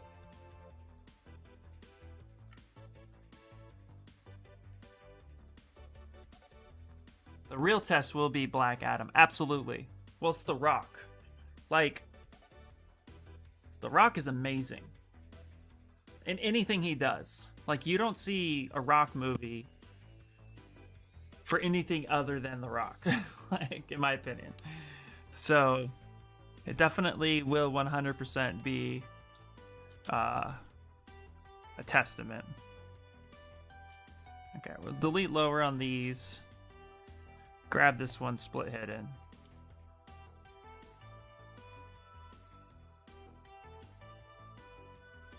We're gonna make this kind of blend in now.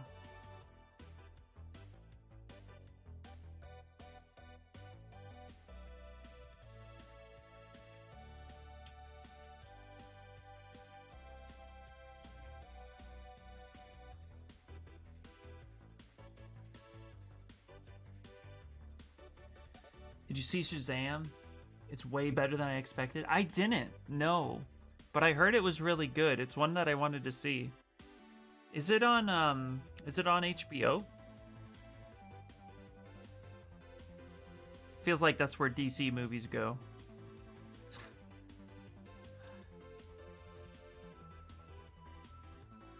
I heard it was really fun. Majority of people that liked it that I heard said it's fun. And I can appreciate that. Okay, let me see something now because I feel like I'm avoiding it. So what I was kind of thinking with this was taking big chunks like such, turning on Sculptress.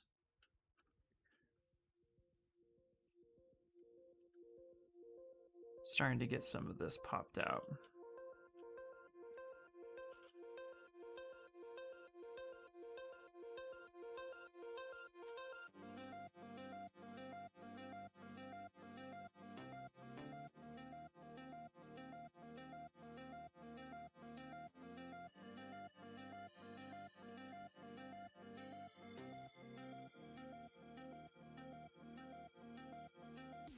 Yeah, HBO? Okay, great. Alright. Definitely one I did want to see, so... If you're saying it's good, that's one I can definitely check out pretty soon. Because it did look a lot of fun. Did look to be a lot of fun. Did look like a lot of fun. I can't speak. Back face, pull that up a little bit.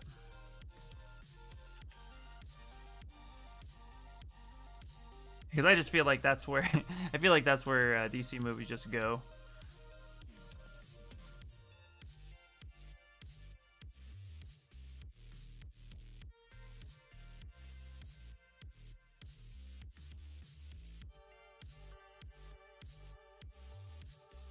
Dynamish is not kicking in, is it? No. That's okay. I'll have to blend these together.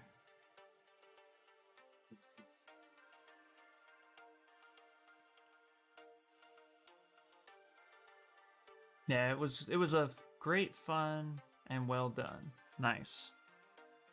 Yeah, it's fun. It's definitely not on the dark, gritty side of DC, but I wonder how Black Adam will shift that. That's going to be a really cool testament to find out. I guess we'll have to wait and see, right? Yeah, the Golden Lady at the end of Guardians of the Galaxy said she was going to release something out of the gold cocoon, and she said, I think I'll call him Adam, or Adam. Who knows what they're planning. Well, Black Adam is DC, right? So there is an Atom, ATOM, for the Marvel side.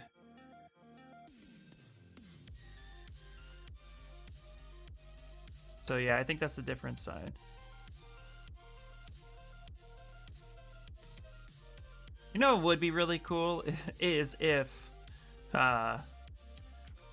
got a DC Marvel like crossover or something. Okay. Let's go ahead and take that off. All right, let's go ahead and Dynamesh this. 2.5. Gonna go ahead and save it first. Because I use Dynamesh Master, which apparently is a dead thing now. Apparently that's not used anymore. But Dynamesh Utility is the same difference. Have I been having issues with Dynamesh? I can't seem to read Dynamesh sometimes. Yeah, sometimes Dynamesh just turns off. Hey, thank you so much. Smoked Ginger. Nice. Thank you for the follow. They recently changed how Dynamesh works. Yeah, when Disney buys out DC. Yeah, right. That's probably never going to happen, although that'd be cool. But going back to Dynamesh, yeah, sometimes I find it just turns off when you use Sculptris Pro. If you use Sculptris Pro a lot, it will disengage Dynamesh sometimes because the two don't play well together. And then, yeah, like Nexnock is saying, there is a Dynamesh little button now that works very interestingly. If you hover over that, it's a resolution slider device with low as long as the mesh remains. Okay, so anyway, this little button like changes how it works exactly. But if you're using Sculptris and playing with Dynamesh, you might notice every once in a while it does kick off. They don't play well together, in my opinion.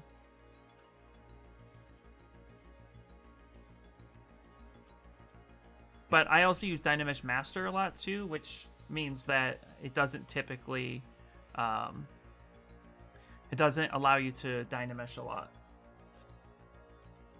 At least not like that, so a little bit different.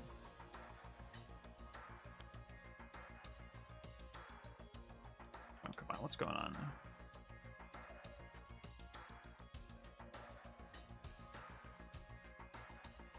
Oh, I'm using backface. Stop using that. There we go.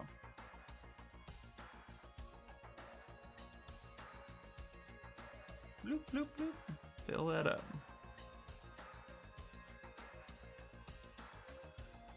Oh, let's see. Yeah, right. I know they added the local updates with Dynamesh, so sometimes you just can't do it to anything like processes, and then it doesn't do anything. Interesting. Yeah. They already have a character issue where Shazam's original name was Captain Marvel? Yeah, I don't know. You remember the thing when Superman asking, how did you get my house back from the blank, Bruce? I bought the bank. Wait, what? No, I don't remember that. How do you get Spider-Man from Sony? I bought Sony. Oh, yeah. Okay. I got you. Yeah. Yeah, that's so funny.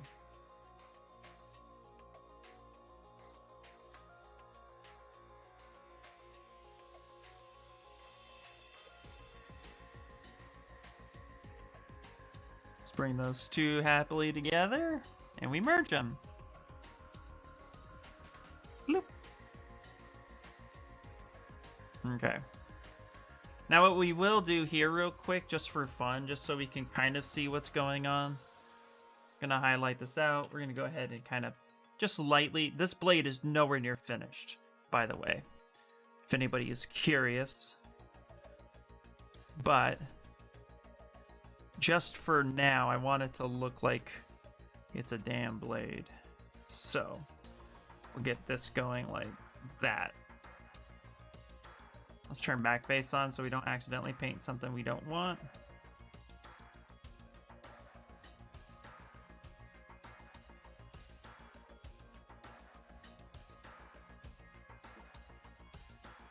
But we'll fix this blade later. But for now, you can kind of at least get a little bit more of an idea of what's supposed to be happening there. There we go.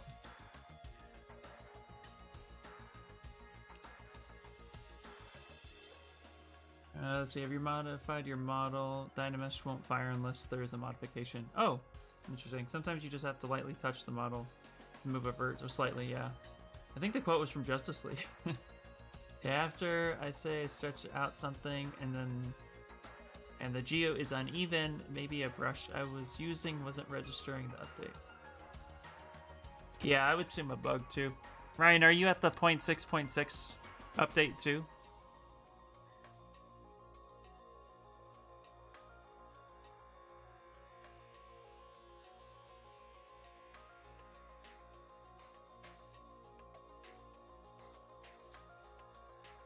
Yeah, I wouldn't know either. That is the problem with Zbrush, is there's definitely a lot of settings that like... Oh, hold on one second. Oop. I forget that you can do this.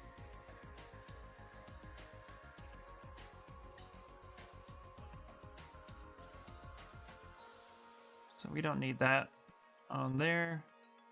I forget that that can be done. There we go. Okay. Yeah, I'm updated. I'm not going to try to troubleshoot in here. It's tricky. Chat, yeah, it is. Okay. So we have a lot to do, but this is where we're at so far. Ooh, calm down. Let's give everybody kind of just a second to see what's happening here. Hey, I appreciate the follow. Crimson Daggerfall. Thank you for the follow. I appreciate it. Oh. By the way, you are my break. Thanks for entertaining while my brain is on cooldown. Dude, no worries at all, man. Glad to be of help. Taking a break too myself. I'm trying to do that more often. If it happens again, I'll try and get it recorded and throw it into Discord. Yeah, do so. Entertainment? I'm something. Thanks for the entertaining. Pokes IR sculpts. Boop, boop. I don't know. I poked the mic. So, hold on a second. It's really hot in here because I'm still wearing a sweater from this morning. I'm bizarre. 1 second. Can I do that? No, don't do that. All right.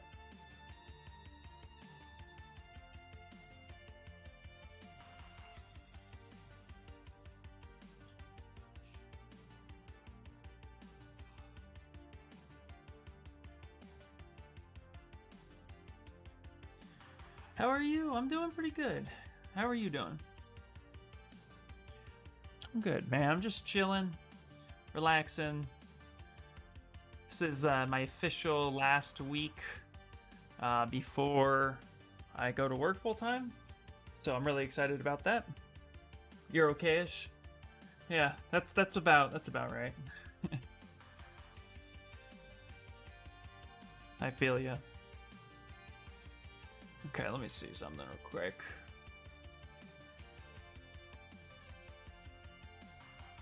All right, let's kind of clean these teeth up a little bit. I'm looking at it now and I'm kind of just like unsure of it at the moment. So let's get some of these teeth adjusted. Maybe make some larger, some smaller. Maybe remove some.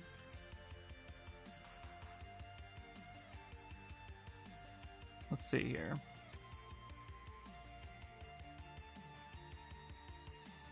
Let's turn on local sim and let's actually maybe elongate some of these.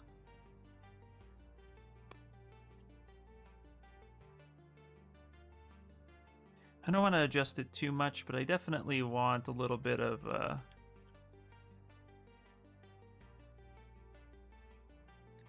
variation. Variety in life. Been busy lately on a new piece of art. Nice. What piece of art? Or do you do 2D art, 3D art?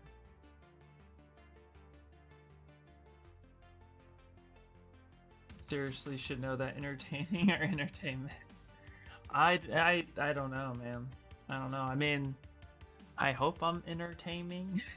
Entertaining. Entertaining. I'm something, man.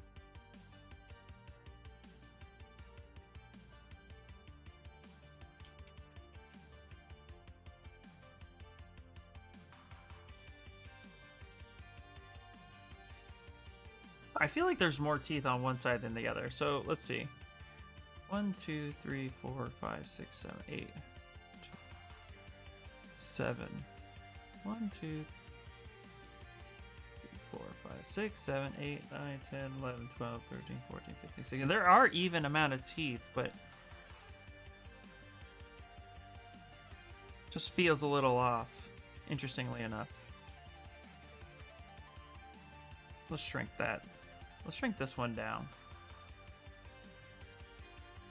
I mean, which one is correct for from the grammar? I have no idea, man. Let's see. Let's see. Thanks for the entertainment while my brain is on cooldown. Entertainment. You are correct. There it is. I am not an English major. Seriously. Okay, 2D. I'm working on a suit of armor. Ooh. If you're okay, I'd like to post a link so you can see it. I'm absolutely okay with that. Not only am I okay with that, you can join my Discord where we're just a bunch of artists hanging out, talking to each other. It's such a, like, calming Discord server. It's just a community of people who want to come hang out. There's no obligation or anything of the sort.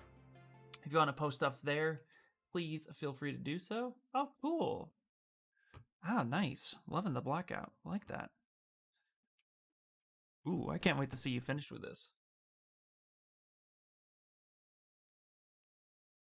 I like that there's gonna be fire here. You gotta definitely show me when you're done.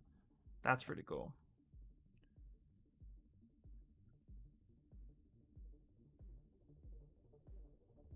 Let's get a little bit bigger with that. Yeah, let's get some variety in the teeth. Yeah, that's pretty cool. I'm liking it. I'm liking it a lot. Bloop, bloop, bloop.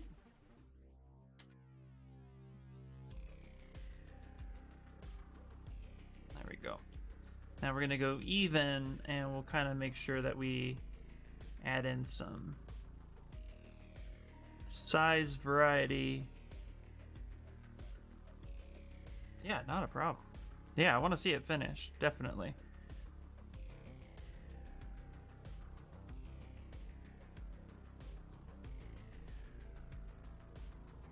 Get out of here. There we go. I was trying to do that the whole time. Shrink that down.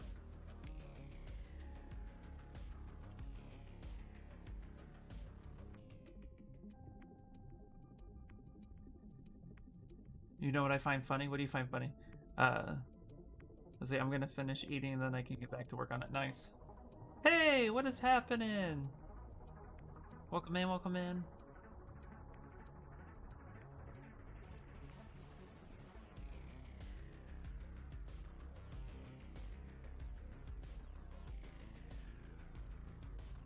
Okay. Yeah, I think this is pretty cool. Let's add some more variety to the bottom. They never brush their teeth, but the symbiotes have amazing dental hygiene. Yeah, they're self-cleaning. I like to make the teeth super gritty just because I think it's like very animalistic, beastly, you know, like it's yeah, I know what you mean.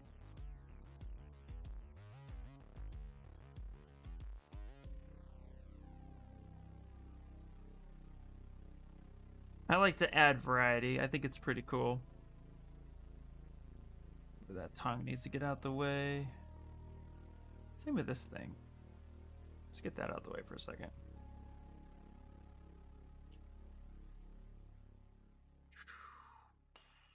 Get that in there. Push that in.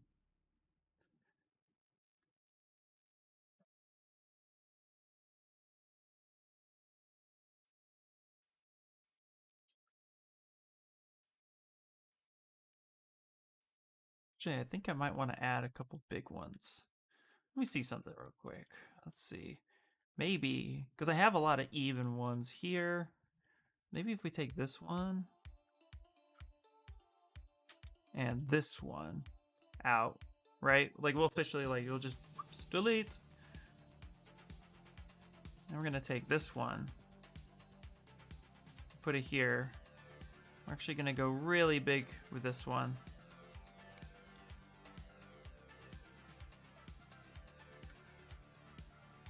Let's actually turn the color off for a second, because we're gonna fix that lip. We're gonna take this one as well.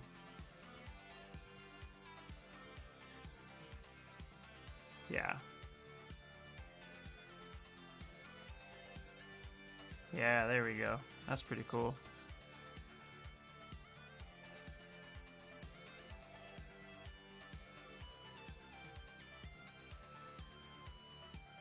Then we'll add this part in here like that.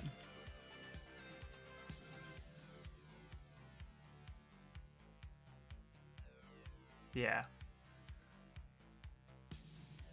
I don't think they're actually teeth though, are they? It's more of a shape they make to be intimidating. I don't think they have actually ever seen them like chomp something. I don't know exactly. I mean, they always appear to be teeth. Like if we take a look at, well, Carnage in particular, it's more interesting, but if we look at Venom, I would definitely call these teeth. But what's interesting about Carnage is some iterations of him have no teeth. Some iterations of him do.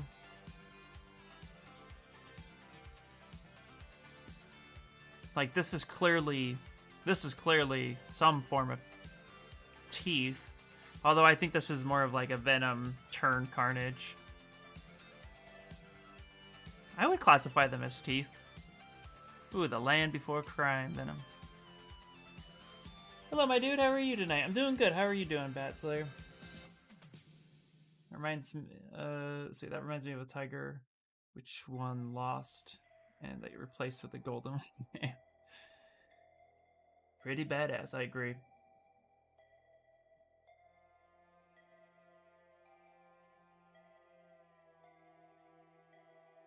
Yeah, but yeah, he did chop a head off in the movie, didn't he? But yeah, I would classify them as teeth. I think that would be an accurate term. Whether or not that's their intent, I don't know. Because I mean, one of the key elements with the symbiote that I remember, and I don't know if it's changed or if I just remember it wrong, but I thought one of the key elements with the symbiote was that they shape shift to whatever anatomy they take control over. But most things have teeth, so I feel like it would be natural for them to have teeth. If they really wanted to, they could make their teeth flat, right? But I think they would have teeth. I don't know. I feel like that's one of those like. I feel like that we'll never really know. I mean, if they took, but that's a question then. I guess the real question is if they took a hold of a creature like a Bronchiosaurus, you know, a natural vegetarian, not one who's converted by choice, but like like you know what I mean, like an animal that strictly only eats plants. Then if the symbiote took over them, would they in fact have different teeth? So I feel like that's definitely a good question. Yeah, it is a typical comic book debate. Absolutely. That's the whole point, man. That's the whole point. All right, I'm actually going to use the clay brush here, because I do like the clay brush when you're building up between teeth.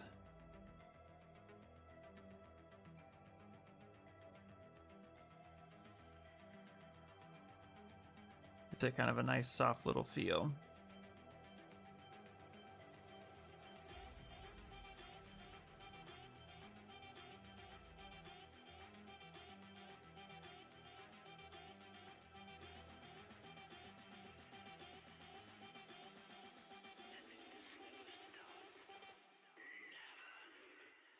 The symbiote forms a mutual relationship with a combatant host, with a compatible host. Wow, and enhances the more aggressive side to help defend itself and the host.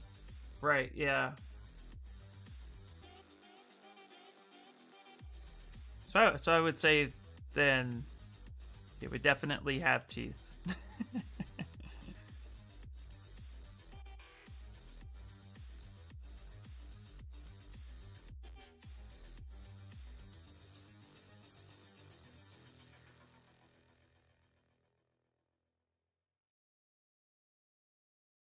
Now let's see here. Do I want to make these front ones like massively large? Pick that one. There you go.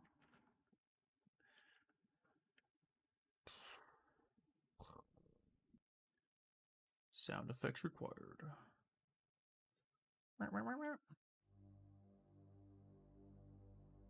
But I don't need to make them both. I can give this one, make this one really large. I like doing odd stuff like that. We can just move it over a little bit. Push that back. Then come back here.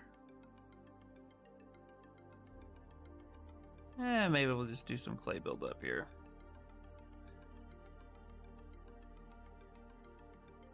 This is why I love clay buildup.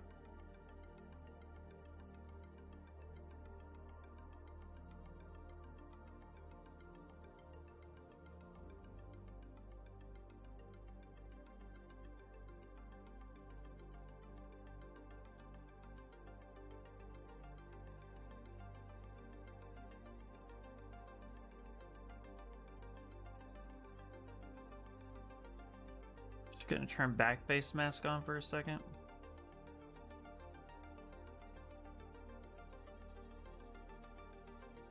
Also, would you like to know why the Venom Symbiote forces Brock to crave chocolate and tater tots? Yeah, actually, that go right ahead. I would love to know that.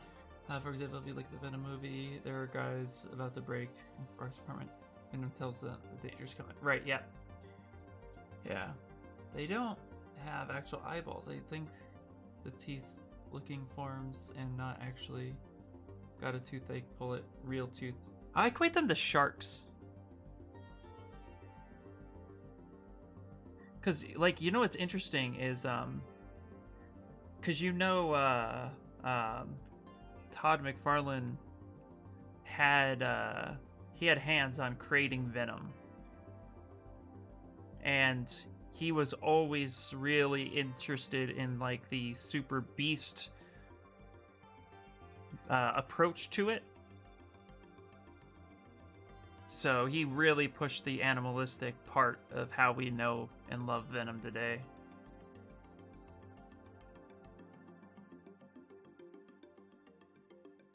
Maybe they're more like fangs. Maybe teeth aren't appropriate. Maybe it's more like fangs. Like multiple versions of fangs. Even though fangs are, you know...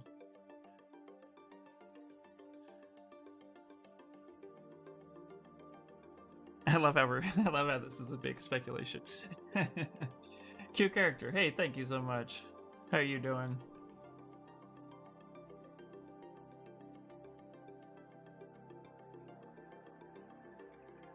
Yeah, it's definitely a work in progress.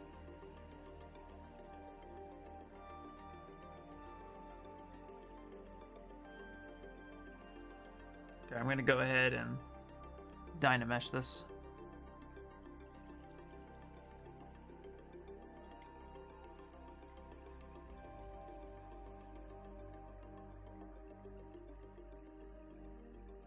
Alright, let's really take a look at this right now. I want to bring some of this up a little bit more. I'm going to hit the inflate brush for this, I think.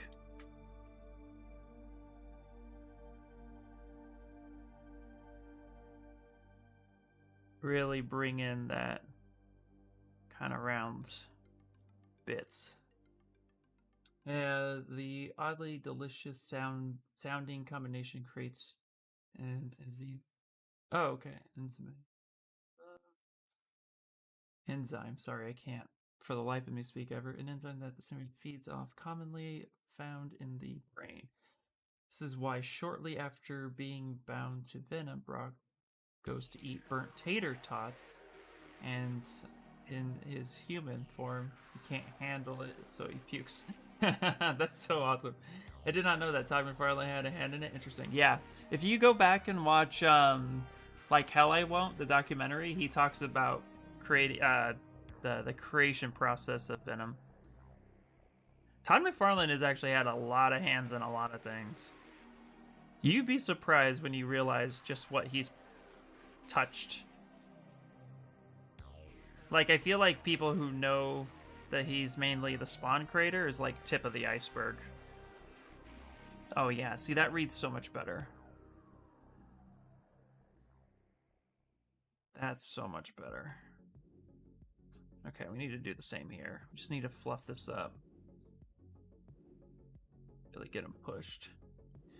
Also notice shortly before the character Brock pukes and after his eyes are glazed over like he's had a migraine. This is because the sudden bonding with Venom caused him to overexert in a way he had never had before, causing his blood pressure to spike to a point it gives him a migraine.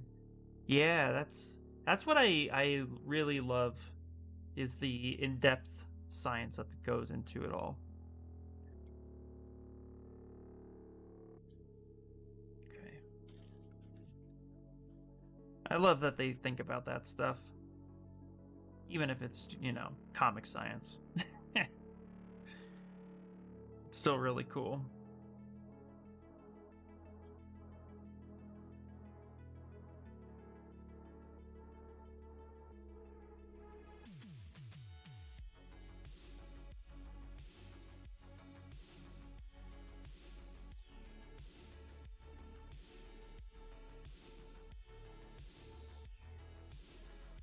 We could do here, we can grab this one. Some of these we could just make bigger. Stick them out a little bit more, or angle them a little bit differently.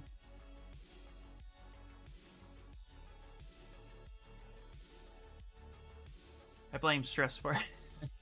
But a funny thing I noticed that in the movies, because I had been in position where position only 2 where my blood pressure had spiked that high. That, oh man. Yeah, that is not crazy. That's not good.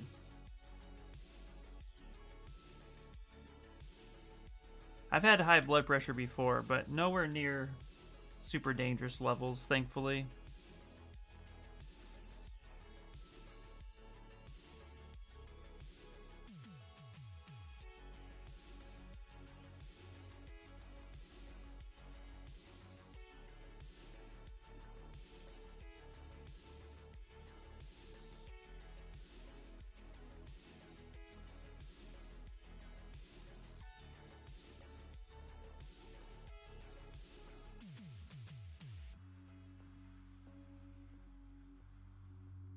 You blame stress for it. Yeah, exactly. Oh, I blame stress too. Last year and a half has been nothing but a ball of stress for the majority of people.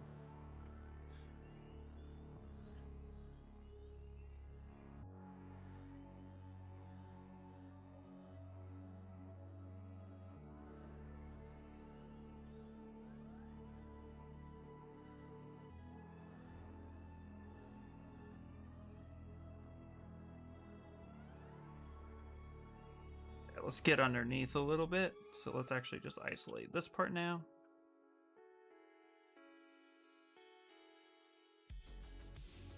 Hey, Sculpt Kid, what's up, dude? What's happening, buddy? The second time it almost put me in the hospital, because after my second trip to puke, I almost passed out. Oh man. Luckily I didn't, otherwise I would have had a scar on the face. Shoulder would have hit my tub. Dude, I'm so glad you didn't. That's terrible, man. I'm glad you're okay. I'm working at work. You're working at work? Did you get a new job? Or Sculpt Kid, we haven't talked in forever, man. Tell me about it. Where are you working?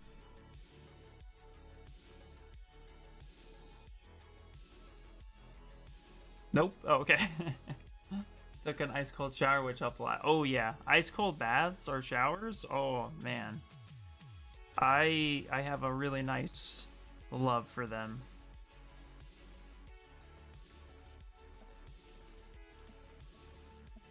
There we go. There we go. That's doing a thing. How is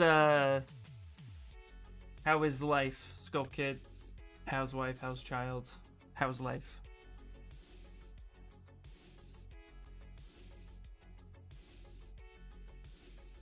Ooh, I just noticed this odd imperfection right here.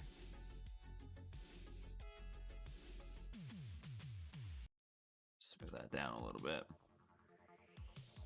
There we go. Had a bit of a broken neck. Wouldn't you know?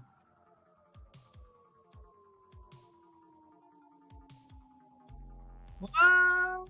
It's Carbon 44444. What's up, buddy? How you doing, man?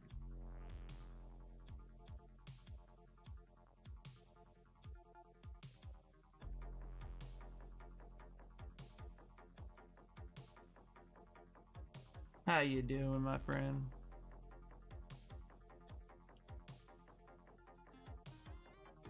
Let's pull back this way a little bit. Let's back that up a little bit. Hold on. This tubular shape used to come out a little bit more.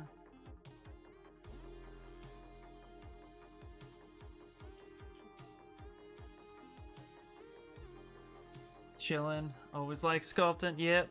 This is where we're at right now. Let's turn on the color for a second. Oh, hello.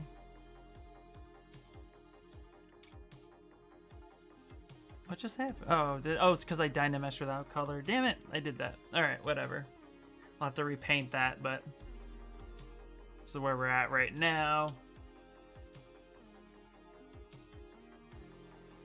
Still have a ways to go, but it's definitely coming across pretty nicely, I think. They are really good, especially if you live in an area wait, hold on. They're really good, especially if you live in your area. You have to deal with insane humidity in the summer. Yeah, I live in California. It's not too bad, but it is getting more and more humid out here, so I did love them. Can we look at the fact that the symbiotes also are never overweight? They're also in peak physical condition. It's because they're hunters by nature. Gotta be in shape. That's my theory. Mississippi here? Oh. Yeah, I've been there. Not for a long period of time. I've actually gone through it, but yeah. Yes, Carbon. So it's going to be a Mary Jane mashup. There's going to be 2 heads to this piece. So we have the main symbiote head that people can transfer out, and then there is going to be an MJ head. I have a very crappy, terrible blockout sitting out over here. Just that being there. But for now we're just getting the full Carnage, Lady Carnage blocked out first. Then when I figure out exactly how I want to cut it, that's when I'll like have her head change a little bit. So here's a lot to do, and it's gonna take a while.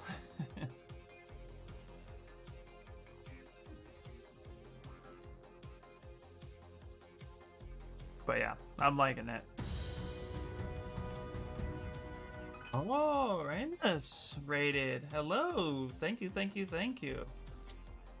you so much. Everybody, you guys gotta check out Ramus. Awesome. Oh, I spelled that wrong. I can't spell. Hello.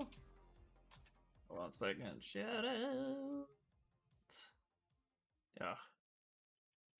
I can't spell here. Is that plus? How you doing, man? Welcome in. Hopefully I did that right this time. Sorry, Mr. Stream, dude. No worries, man. There we go. Perfect. Welcome in, Raiders. This is where we're at right now. We still have a very long way to go, but as a whole, this is going to be Lady Carnage. Let me go ahead and give you guys a full once over. This is where it's happening. There we go. Dude, how you doing? Yeah, quite busy at the moment. Dude, no worries, man. No worries. Soon that's going to be me, guys. Like, soon my streams are going to be very few and far between. So I'm hoping I can actually get more on the YouTube train for that, so I can start focusing more on there. Because I'm going to be working full time at Funko, and then, you know, with kids, life, all that good stuff. Like, it's going to be crazy. So holding streams is going to be harder. So I totally feel you, man. Okay, I gotta ask, what was your favorite scene from the Venom movie? My favorite scene from the Venom movie actually was, my favorite scene from the Venom movie is actually Lady Carnage. I mean, Lady Venom. Like, that makeout scene was pretty hot. Dude. Well, the baby can fall asleep on her own now, so the wife is getting better sleep and feels happier and healthier. Hell yeah. Funko, nice, congrats. Yeah, thank you. Yeah, my official start date is Monday, so I'm really excited. Gonna need to print to print and paint this. Oh, it's gonna happen, dude. It's gonna happen. It's gonna take a little bit of time though. But welcome in, Raiders. Also, to if you guys are new to who I am, this is my social links. But my name is Ian. Also go by Iroscopes. Not only am I now a digital sculptor at Funko, but I'm also a Pixelogic streamer, and I make toy statues 99.9% of the time. Your favorite movie? Let's see. My favorite movie was the scene where Eddie and Venom went up against SWAT. Oh, that was pretty cool too, yeah.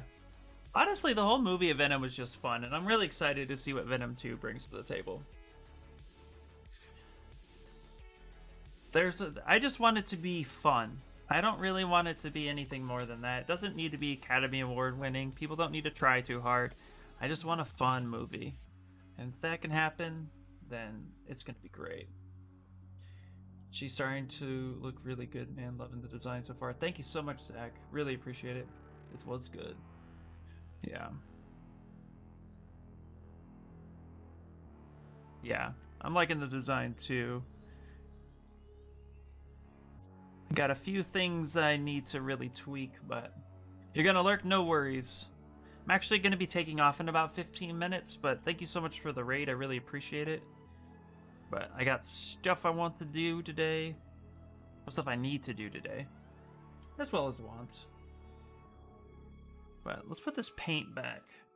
I had screwed up here and...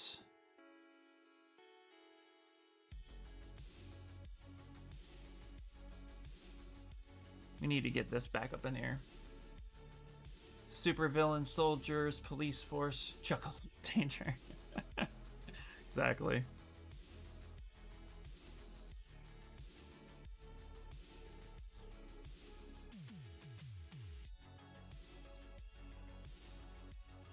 Alright, let's get some of this back here like such.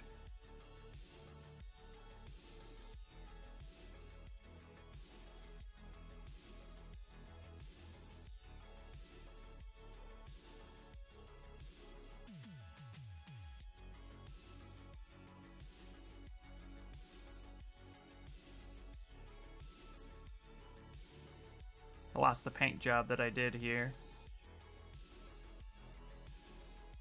I'm looking at clips and just found the clip where Venom tells him to jump. Nice.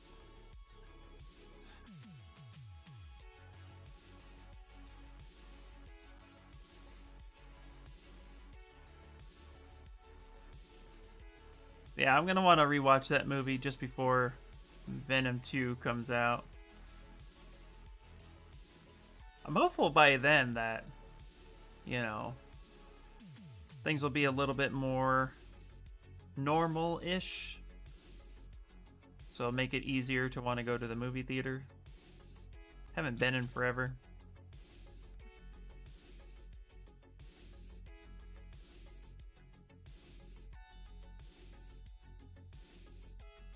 I mean, name one movie where there isn't a scene where a supervillain moves down some special forces.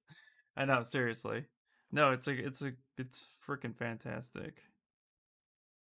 Anytime a super soldier just gets demolished, it's a good day.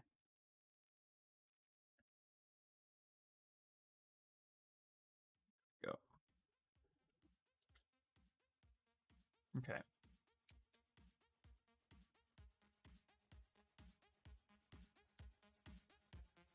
Looking at a few of these designs, I'm trying to figure out exactly how I want to take it. I think I want to give a little bit of black hue around. Let's go a little lighter though. Kind of darken it up a bit.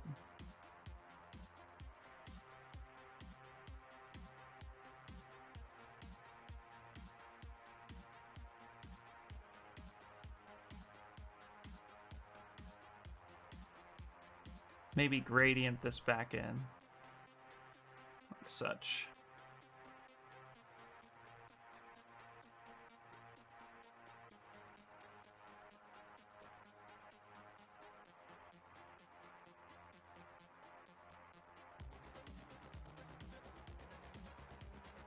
Incredibles. You always feel bad for them. Those are the best moments, man. Incredibles. I still haven't seen Incredibles 2. I gotta see that.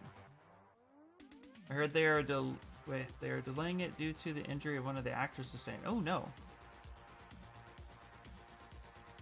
Rally the troops. Can we make our own superhero universe? We could, absolutely.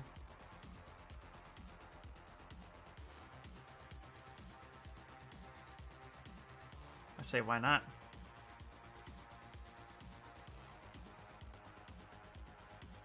Could absolutely do it. And absolutely 100%. Probably should.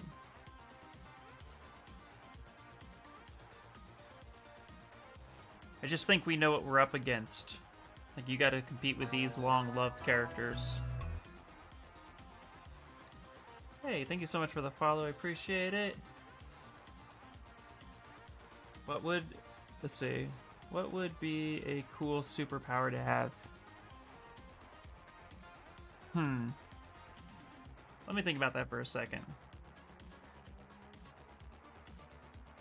Because honestly, the more I look at superheroes and superpowers and stuff like that, I think more and more of My Hero Academia. And honestly, Bakugo's his was it nitroglycerin sweat is super awesome. There's a lot of dangers there, but like his power has to be more than just the sweat being super flammable. There's a lot of projection there, but there's also a lot of heat resistance in order to withstand the blast because he can ignite it. So his power is really freaking awesome. But I mean, then look at Todoroki, both hot and cold. Like, that's pretty badass too. So, you know.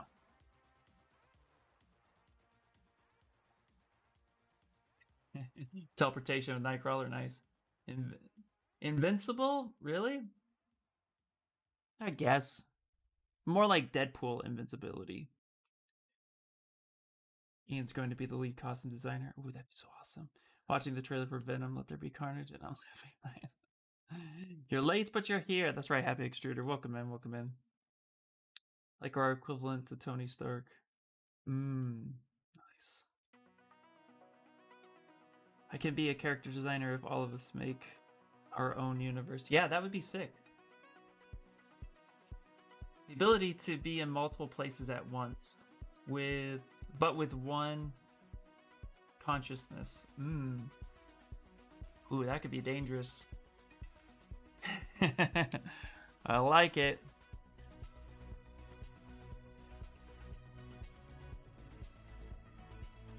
Okay, here's what we're gonna do. This might lag my system for a second, but let's go to ambient occlusion and let's compute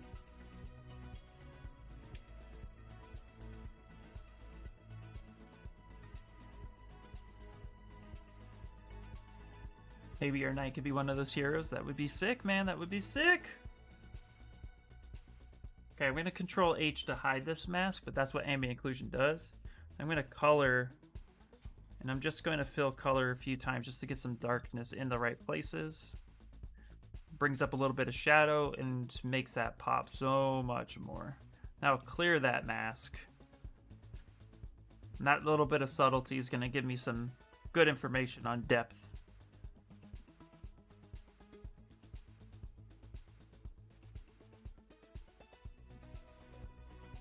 Helps me find areas like this. Actually gonna take RGB a little bit. Switch that. Let's smooth that RGB down a little bit too.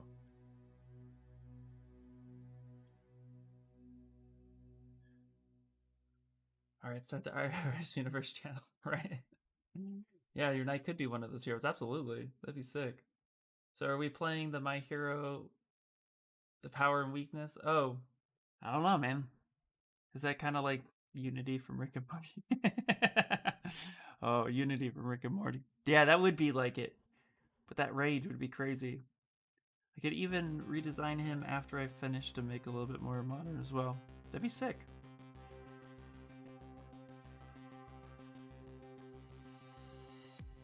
My wife thinks I have the ability for chores. That's funny. Is there a way to put a sculpted character in a scuttled background or something in Zbrush? I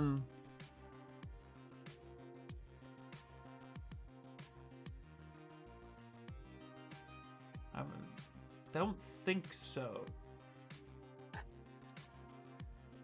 I don't think so, to be honest. Let me think. Do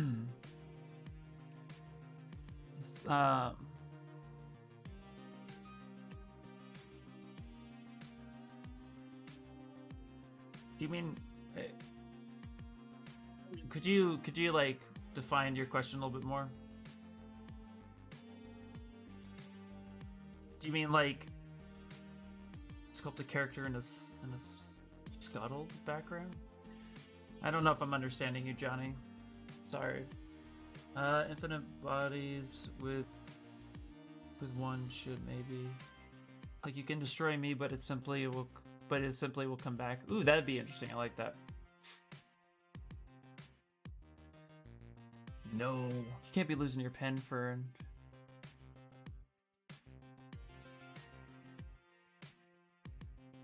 You use mesh mixture sometimes. Oh yeah.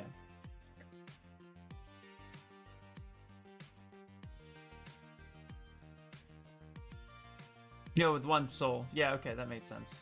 Alright, that makes more sense. I don't know why I'd read that. You can use layers at the top menu, render them separately in their own tools, I think? Maybe. I'm having a hard time understanding what Johnny means. My gut reaction is to always say that it is possible, but I may not know exactly what it is. I mean, I'm creating a comic. Hold on a second. Sorry, my throat is killing me.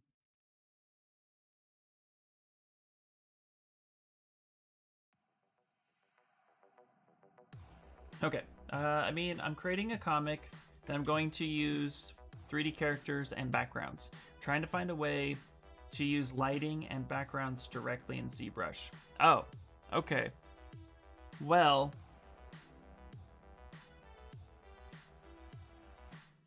yeah, you're gonna have to render with transparent and composite in Photoshop or similar program. Yeah, it's not, ZBrush render is not conducive to that type of advanced rendering options. So I agree with NextNox with what he's saying. Oh, I did it. Great. But yeah, I wouldn't rely on ZBrush to do all that. I would move it into another program, render everything out and composite somewhere else.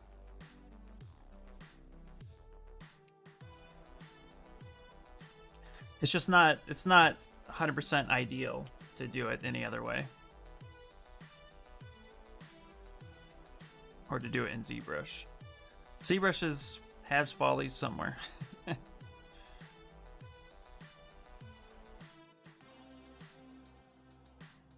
That's unfortunately one of them.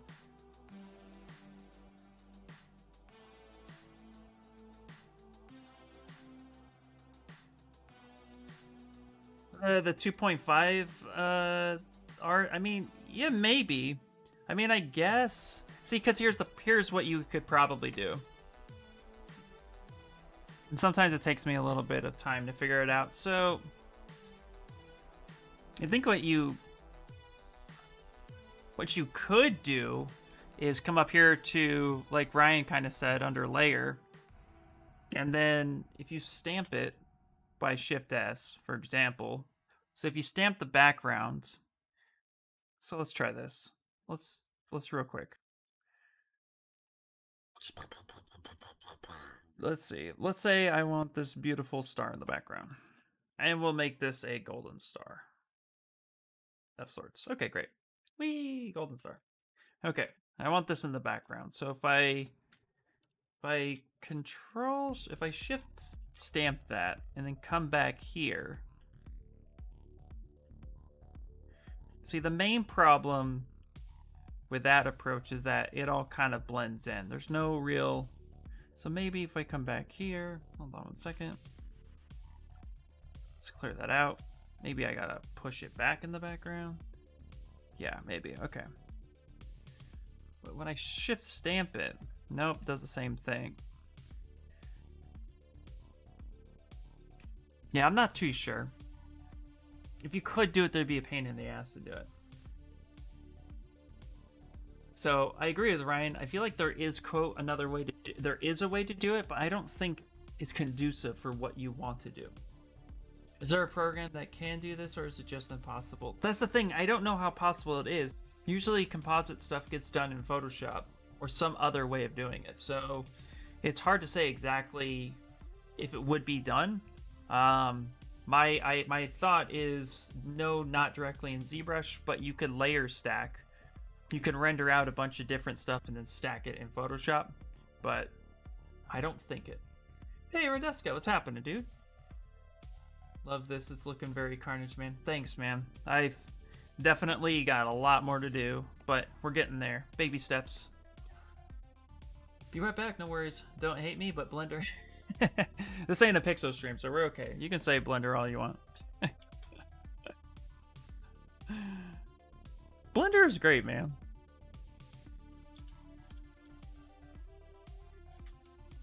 Radeska, how you doing, dude? How you doing?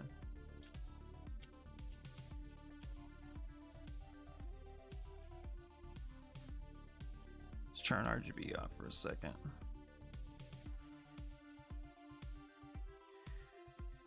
Dude, Radeska, I saw your I think it was a tweet you did where the hair that you made looking sick, man. Not much, just lurking and working. Nice, dude. Nice.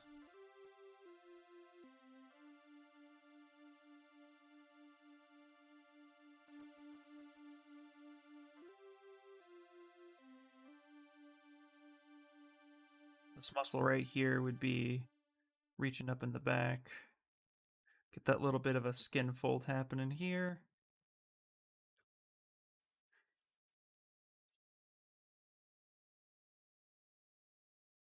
Yeah, dude, for sure, man.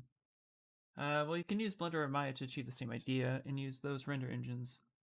That I know for absolutely sure. Absolutely. You are correct.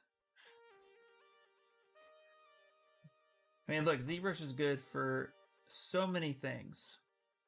Rendering? Not one of them. But there are a lot of stuff you can do to make awesome renders in ZBrush. It's just also something I haven't really done a lot of either, so. And yeah, Pablo's amazing. He did something for ZBrush illustration with his concept page. I think it can help. Yeah, share it if you can. I know he does a lot of Photoshop work too, though. Like, I know he does a lot of stuff for Photoshop, so he also concepts a lot, and he'll use multiple programs to achieve. But to strictly do it in ZBrush, that I don't know. But yeah, if Pablo has something, he would be one of the main resources I would highly recommend too. Hey, thank you so much for the follow. I appreciate it. I'm not even gonna try to pronounce your name. I'm so sorry. Hey, how you doing? How you doing? Well, time to learn Maya and more about Blender. Exactly. What's up, sweetie?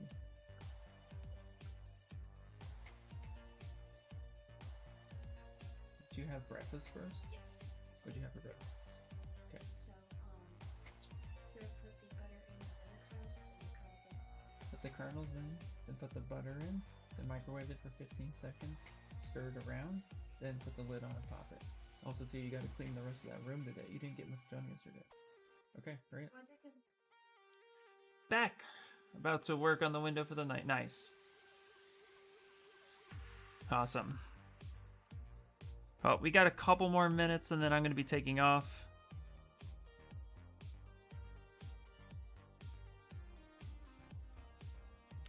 But there we go. Yeah, that's looking better.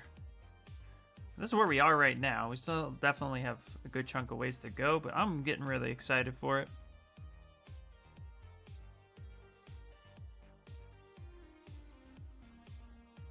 Yeah, there's the layers up there.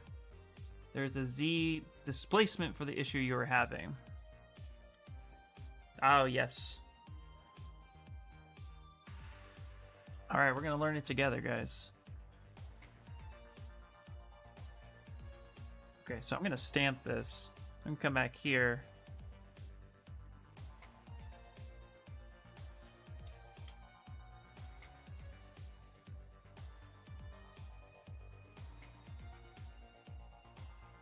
Oh, interesting. Oh, okay, so if you use the Z displacement, that automatically stamps it, and you gotta draw it out again. Ooh, that's so cool. Shit, okay. So let's put this here. Let's put that there. So we have, okay, hold on. Stamp that there. I'm gonna go ahead and now push this forward more.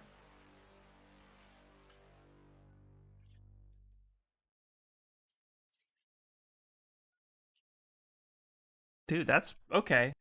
All right, yeah. There you go. Start playing with Z displacement. Have a great day, Ian and chat room. Be safe, happy sculpting. Keep sculpting. Always, always, always. Thanks, Happy Shooter, for stopping by. Appreciate it. Bake layer, shading, all that. You still going? Yeah, for a couple more minutes. Man, that's really cool. That's still very complicated, though. And there's an auto select. I probably would turn that off.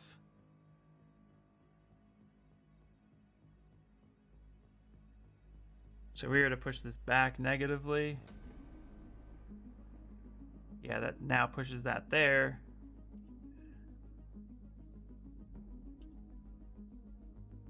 Maybe set that forward. That now comes forward.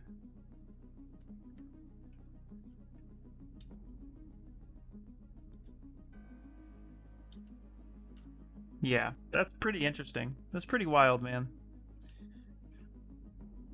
Not something that I would definitely I would play with it if you're interested with it, but I don't know if I would really go ham on that. Mwah, the power. Oh, do a stained glass window for sure. Okay, let's turn back on Sculptress, because now we're gonna go ahead and get a little bit more action in here. Let's take this one.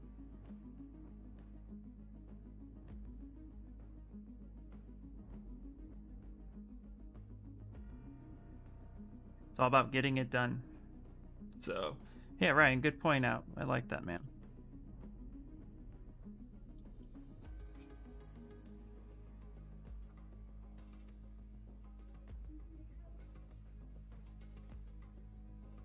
Oh, let's go BI. B for brush, IN for inflates. There we go, grab that stuff. I'm gonna go ahead and dynamesh this at a pretty high resolution.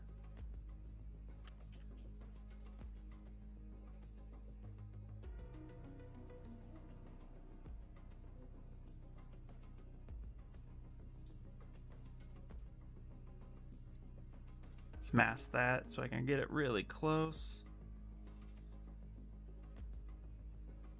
All right, bro. No worries. No worries. Sew that out. There we go.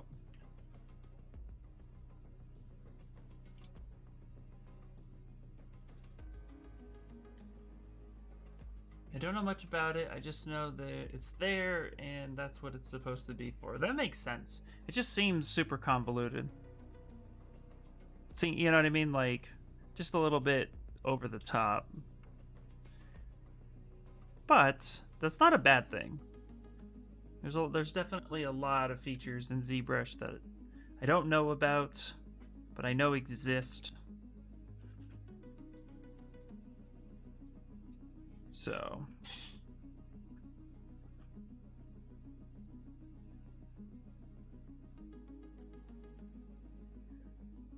that's what I love about ZBrush.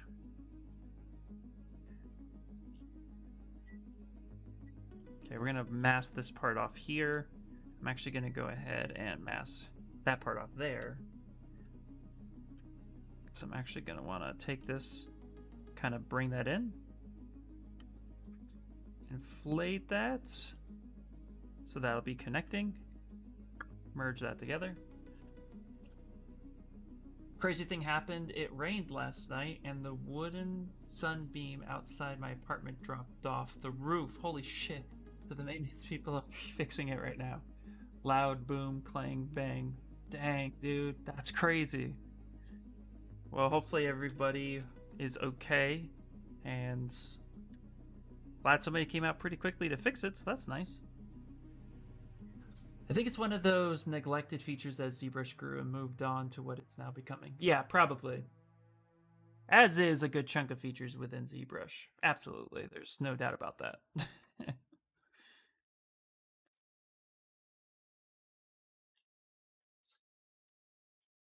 I'm gonna see something.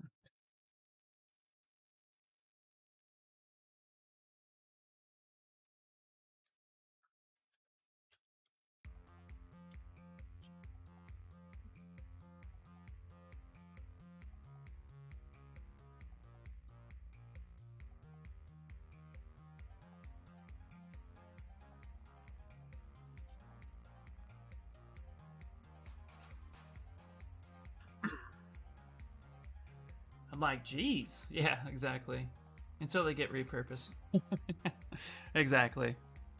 Well, you guys know a lot of it too is just like, the ZBrush artist who is, really close to Pixo. If they get a feature that they really like, like Paul Graber really has stuff he likes. If he thinks something can be improved, then it'll get improved, which is pretty awesome when that happens. But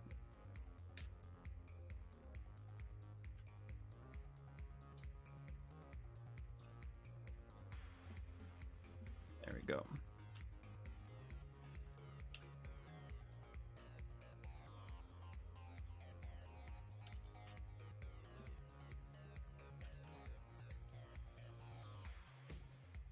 There we go.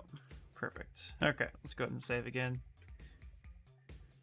Yeah, for an example for what I was saying is that I follow a guy named MyQ in ArtStation, and he does some fan comics of Sekiro fully 3D.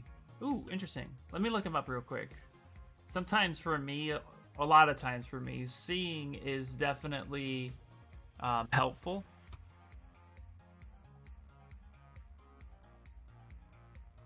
A lot of times I have issues with seeing a disconnect.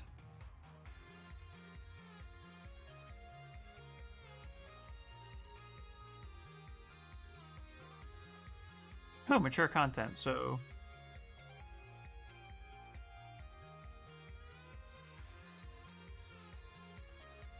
Oh, wow.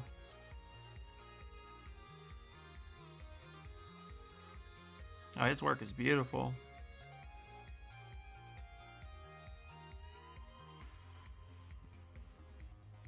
What programs is he using? Does he say?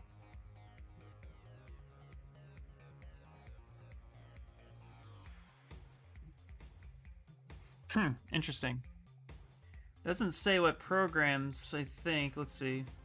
It doesn't say what programs he's using, but I wouldn't be surprised if he's using Nuke as well to composite some of this stuff. I don't know. I wish he said what programs he used. That would be very helpful. But it is super beautiful. Oh, fine. It blocks the sun from going to the apartment at an angle. The hottest time of the day is around noon, and the sunbeam blocks the sun from getting inside. Yep. Yeah, lots of apartments have that in the desert part of the U.S. because it's so freaking hot. Yeah. Actually, let me see something real quick.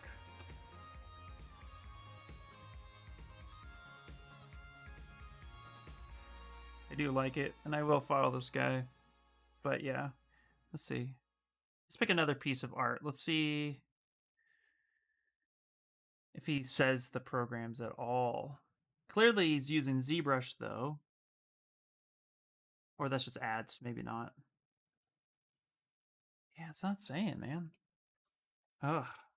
That's the one thing about portfolio tips I give all the time is please say the programs you're using.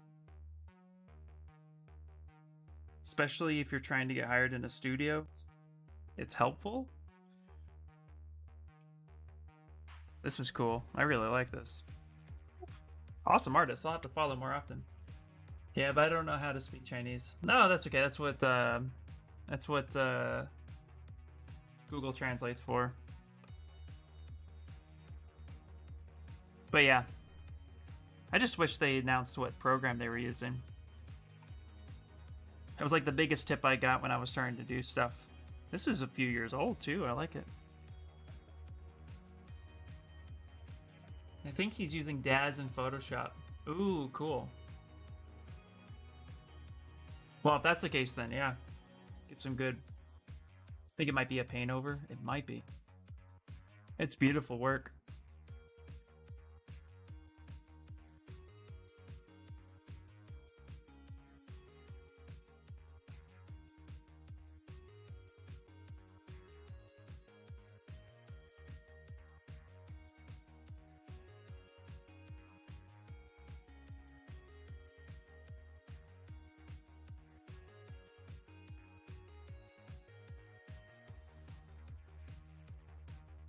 But yeah, but if it's Daz in 3D, then to answer your question officially, Johnny, he's not doing that in Photoshop, and you'll want to do that in. I mean, he's not doing that in ZBrush. He's doing that in Photoshop, and he's just rendering out. He's just rendering out, and then he's compositing later. That would make more sense. Thought about using Daz, but I don't like preset models. See, I'm there. I'm right there with you. I don't mind using a base mesh, but I want to manipulate it to fit what I'm doing. As I say that, I notice something with this arm right here that's bothering me. But yeah, I'm never opposed to using a base mesh, but I want to manipulate it to fit the need. Like this, for example, came from a base mesh, but I knew I was going to manipulate it and tweak it and make it what it is. So.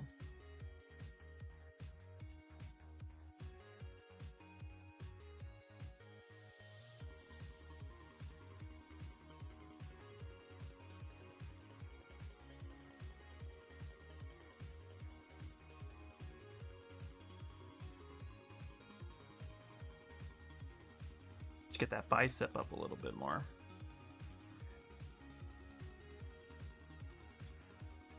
Yeah. I like to make your own. Yep. Base meshes are fine. If it was a base mesh, it's not anymore. Exactly. Yep. Exactly. Sometimes you just want to get started. That's how I equate base meshes. Like for me, I'm always the hugest fan of you are going to learn anatomy, build your own meshes, and then use your own meshes. But every once in a while, once you get the anatomy down, at least you have the basic understanding where things should be, proportions, volumes. Then that's when I'm like, you can loosen that up a little bit and start adapting from a base mesh, because then you'll know when you broke something and you'll know when something's wrong. But in the beginning, I always tell people refrain from using base meshes, build it yourself, then you can see it all the way through. But everybody learns differently too, so. You're a polysurgeon. Yeah. Be a happy experiment. I'll be happy to experiment with you in Discord and figure out ZBrush focus. Yeah, absolutely. Yeah, that's cool. Well, if you guys get something, feel free to share. But Johnny, if you're not a part of the Discord, here is the link to my everything, and at the very bottom is Discord. So feel free to pop on over there if you would like. But okay, that being said, guys, I think we're gonna stop it here. Went a little bit over, but that's okay. It's not like wasn't like a major time restriction. But I gotta reach out to a few places and things. But this is where we are. We're gonna continue moving forward randomly throughout the week. I might play with this on my own too, but here we are, and I'm liking where it's going. There are definitely some things about it that I want to change drastically. But I also know there's a lot of little stuff I want to add before I make those changes officially. But here we are. And if anybody's wondering, for me personally, 22-inch Cintiq, my shoulder is not killing me whatsoever, but I do have it set up to where I can rest my arm on the tablet, and I also have my armchair right here so that my shoulder and elbow is well rested, well relaxed. So if you are thinking about going huge with your tablets, just make sure you're comfortable. Cheers! I'll join there now. Nice. So when I duplicate, is it with Shift S it becomes 2V? Okay, so yeah, when you do Shift S, like I just did timestamp, yeah, it becomes a screenshot, but you can't manipulate that, but it is a screen grab of it. So yeah. Excuse me. Thanks for the stream, a nice person that you are. Oh, man, dude, thank you so much. I appreciate it. Seriously. So yeah, the 2.5D, I don't know too much about, Chris. 100%. I feel like it's a neglected thing for sure, like Ryan was kind of saying. But like, if I go out of edit mode, it's like, do you want to switch? Say yeah. Now I'm in that 2.5. Now I'm in that 2.5D, but I don't know. It's like when you drag it out, until you hit edit, you're in 2.5D mode. I don't know what that I don't know the purpose of that. I wish I did. And then you hit edit, and now you're here, able to sculpt on it. The screen grab retains depth too. It does, yeah. Cool.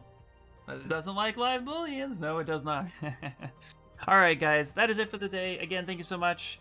And you know what? For everybody who's on Twitch, let's go real quickly and see if there's anybody worth... Oh, actually, you know what? I know exactly who we're rating. Never mind. I know she's live. I just saw her live.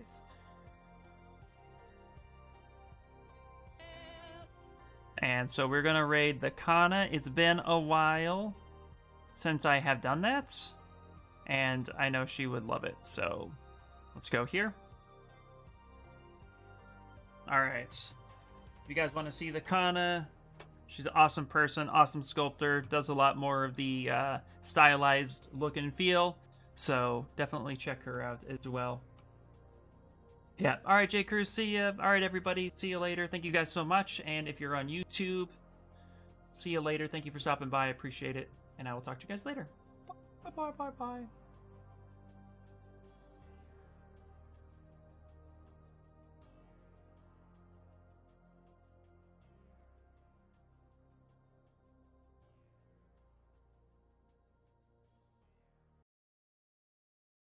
Now available on my mini factory. Oh shit, we're being attacked. Ian! Shout out. We are. There we go. I figured it out. Ian, thank you so much for the raid. Guys, if you haven't been following Ian, A, what's wrong with you? B, what's wrong with you? C, go give him a follow. Amazing sculptor, just got a job with Funko, which is super exciting. I'm doing alright. Dude, life.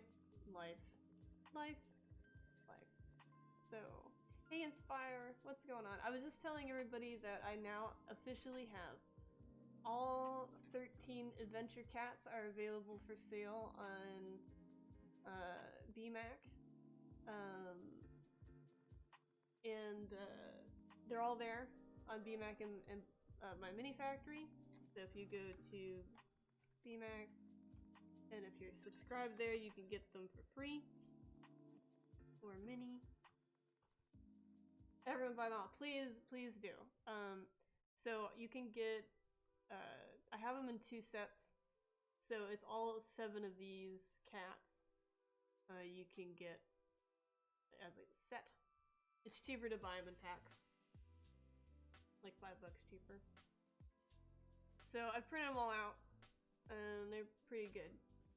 They turned out pretty good. As far as minis go. So, and they come with and without the stands, so if you don't want my shitty stands, I totally understand. And you can put them on your own stands. I've seen some people have made really cool ones so far. So, anyway, these are all of the cats in this set. And then there's a whole other set to get, too. So if you're interested in 3D printing, again, thank you, Ian, so much for the raid, and for those of you who haven't been here before, I do stylized character sculpting for 3D print, so if you're interested in that, then, well, stick around. I would normally, like, talk about my schedule and, how I like, the times I normally stream. I mean, I guess I still can, but my schedule's kind of messed up. So normally, if life wasn't... You've never been here before, who are you? Hey Spoons 2. That's how you say your name, right? Been a while and you had to pop by and say hi, life man, life. Yeah, last week I mentioned offhandedly that my brother has stage 4 cancer. And so all of my family is going to be in and out this next couple of this next month, not couple of months. I meant to say couple of weeks. Hey Zentrix. So it's just going to be really hectic here. And I have time this week, but basically I'm taking it week by week to see if I'll be able to stream. So like my mom's going to be coming in this weekend and my dad's coming in like the day after she leaves. And he's bringing his wife and their dogs, and so like I'm not gonna be able to stream when there's barking inside my house. Like I can't tell the dogs to not bark, right? They're little yip yip dogs too, so it's like it's not like one boof, you know? Yeah, and they're gonna be here for like 2 weeks, and then Val's gonna be here. Val doesn't bark though. But you know, then Val's gonna be here, and it's just gonna be a mess. So, and then I gotta get my COVID shot at some point, and that's gonna probably put me out of commission. So, anyway, I'm just gonna be playing it by ear. I mean, there might be a moment where I can do maybe a short stream when my dad and the dogs are here. Yeah, thanks so much, Ian. I appreciate it. I hope it's gonna be okay, but you know, you never know. It was one of those things that built up so quickly. 24-hour puzzle stream, 25-hour puzzle stream. I don't know about that. Yes, Steven, thank you so much for claiming Adventure Cats Series 2, Part 2 on BMAC. So anyway, what'd you do now? You got the Adventure Cats. They're super cheap because you're subbed. You need to have a drawful night. Yeah, we could probably do a drawful night. You gotta catch them all. I am gonna be so if you're interested in D&D, I am teaming up with Lorecraft. Let me give Lorecraft a shout out real quick. Lorecraft. So Lorecraft is a D&D streamer. He's really, really good. He makes short campaigns, like kind of like one-shot campaigns for DMs. Like it's a pre-made campaign, and it's just like for the DM. And of course, like the players can choose what characters they want to play and how they play in the story. But he pre-writes stories for DMs to use. So like if you're not really good at making up your own stories and you still like DMing, he just makes one-shots for you that you can follow a script and try to guide your players through it. He's also teamed up with a couple of people to do a Dungeon Masters 101 guide for people who are new to DMing and they want to they're new to DMing and they want to learn how to do it. So and that's a free PDF that he's been working on. But I've been teaming up with him and we're working on a story campaign for the Adventure Cats specifically. So it's going to be an Adventure Cat themed D&D campaign. And I am going to be making I'd already been planning on making a themed monster kit that fits inside the Adventure Cat world. So like that's going to be the next thing I'll work on. So if you're interested in D&D and you like the idea of the Adventure Cats, I am going to be building upon it. So like the next thing I do with these characters is I'm going to be no, there's not going to be any monster doggos, because dogs are perfectly fine. That was actually a big theme that we wanted to work through in the Adventure Cat universe. We didn't want dogs to be evil, because if you make dogs evil, you alienate 50% of the population that maybe don't like cats a lot, but like cute things, and they like dogs. And then it's like, well, dogs are evil, so I don't like this. This is just I didn't want it to be just for cat people. Because Lorecraft is a dog guy. He likes dogs way more than cats. And so it was important to include so there will maybe not in the campaign that we're building right now, but there are dog people in the universe. They're just a little bit bigger than cats. So will I do adventure doggos at some point? Maybe, but probably not anytime soon. But like the next step would be to make monsters. So it's like, you know, mimics. It'll be like the goblinoid set. So like you have the goblins, you have the bugbears, you have the hobgoblins or whatever. So it's gonna be those. I'm gonna make them mice and rats. And then there's the kobolds, which are gonna be lizard folk. And I'm gonna try to make them all cute. Like, not mean like they're gonna be fierce because they're enemies, but like I'm gonna try to fit them in this style. So that's kind of like the next thing I'm gonna be working on for this, but it won't be for another month or two. Cute but fierce, yeah, just like that. It won't be for another while. It'll probably be in July or August when I start working on those. But it's gonna be 10 monsters. And those monsters aren't necessarily the ones that are going to appear in the campaign. I just wanted to make a generic monster pack. So if you wanted to build your own campaign with these characters, you have now just really based, like there's going to be an ooze and a ghoul and like a cat ghoul, which is going to be fun to make. The mimics, all the goblins, kobolds. I'm going to do an owlbear because why not? And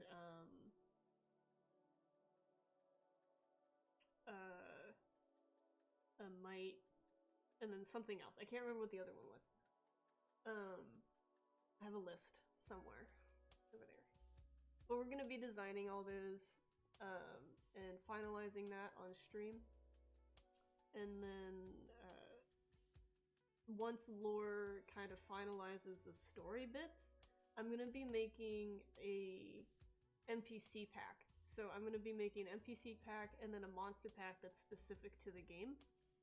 So if there's like the final boss, any NPC characters that exist, but I don't know if those will be for sale or if he wants to do like a Kickstarter or something like that. That's something him and I need to discuss. So, but that is overall the plan for Adventure Cat. So if you're interested in the D&D stuff and you want to print out cute cat characters and play as cute cats, they basically play as Tabaxi, but we were doing like well, actually they play as humans, for being honest here, with Tabaxi features, because they got claws. But anyway, but this month, since I don't have too much time to really do anything, we're gonna save that real quick. Since I don't have too much time to really do anything, read all this.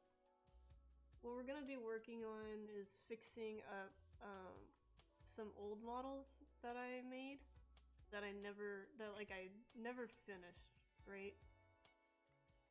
So I'm just gonna open up, and I wanted to. There was something that I wanted to make, but I don't know if I'm gonna have time this month to do it. So I'm just gonna have to put it on the back burner. So I had this Orc Hunter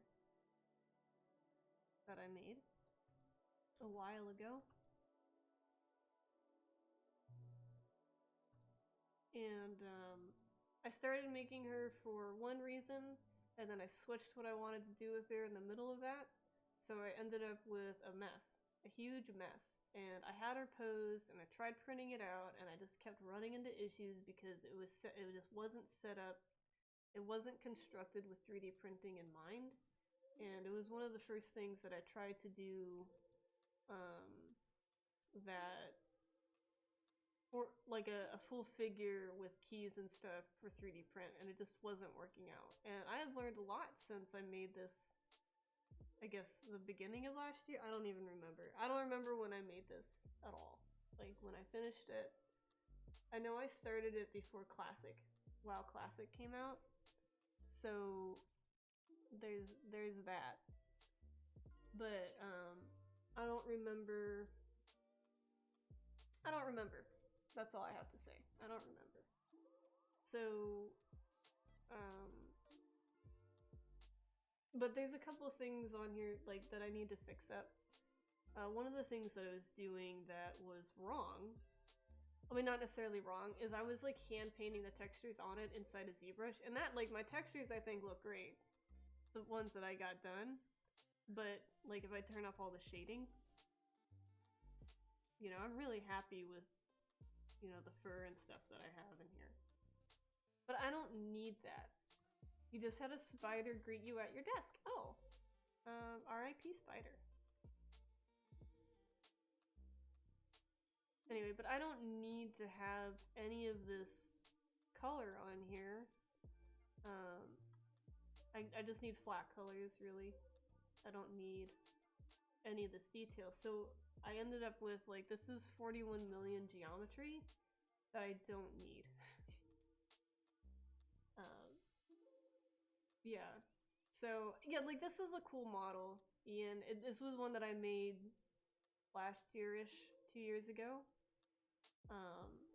That there's some things wrong with it proportionally, and then I need to go through each subtool and, like, delete geometry, basically.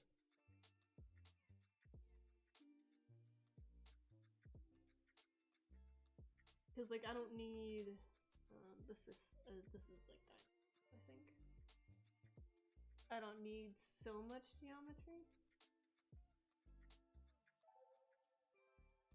I have, like, a separate head, but I need the arms and stuff.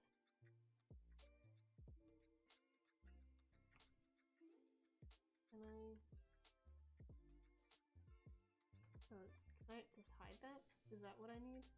Is that okay? Oh, but I need that part too.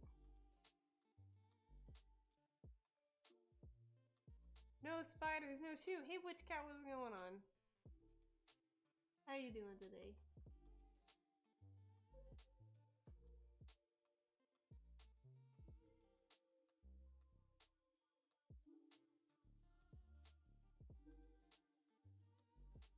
I'm gonna take this. I just want to delete this part. Delete hidden, close holes. Nice, yeah, you've been looking back at some older files like, God, Morty, what do you do?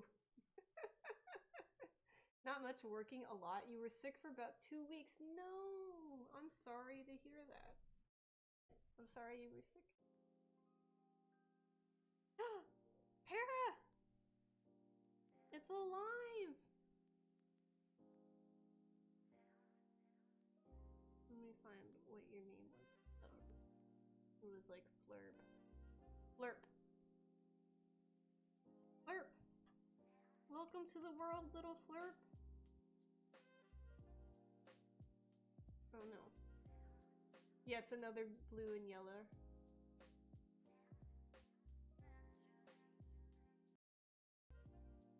Oh no.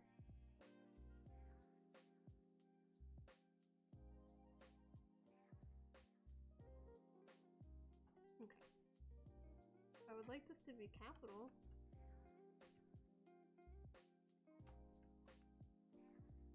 Why? There we go. Flurp. Little Flurp. We got Flurp. We got Fork and Flurp. We got a lot of little stegs. Okay, thanks for the lurk, Ian. I basically worked and then collapsed in bed like a zombie. Gross.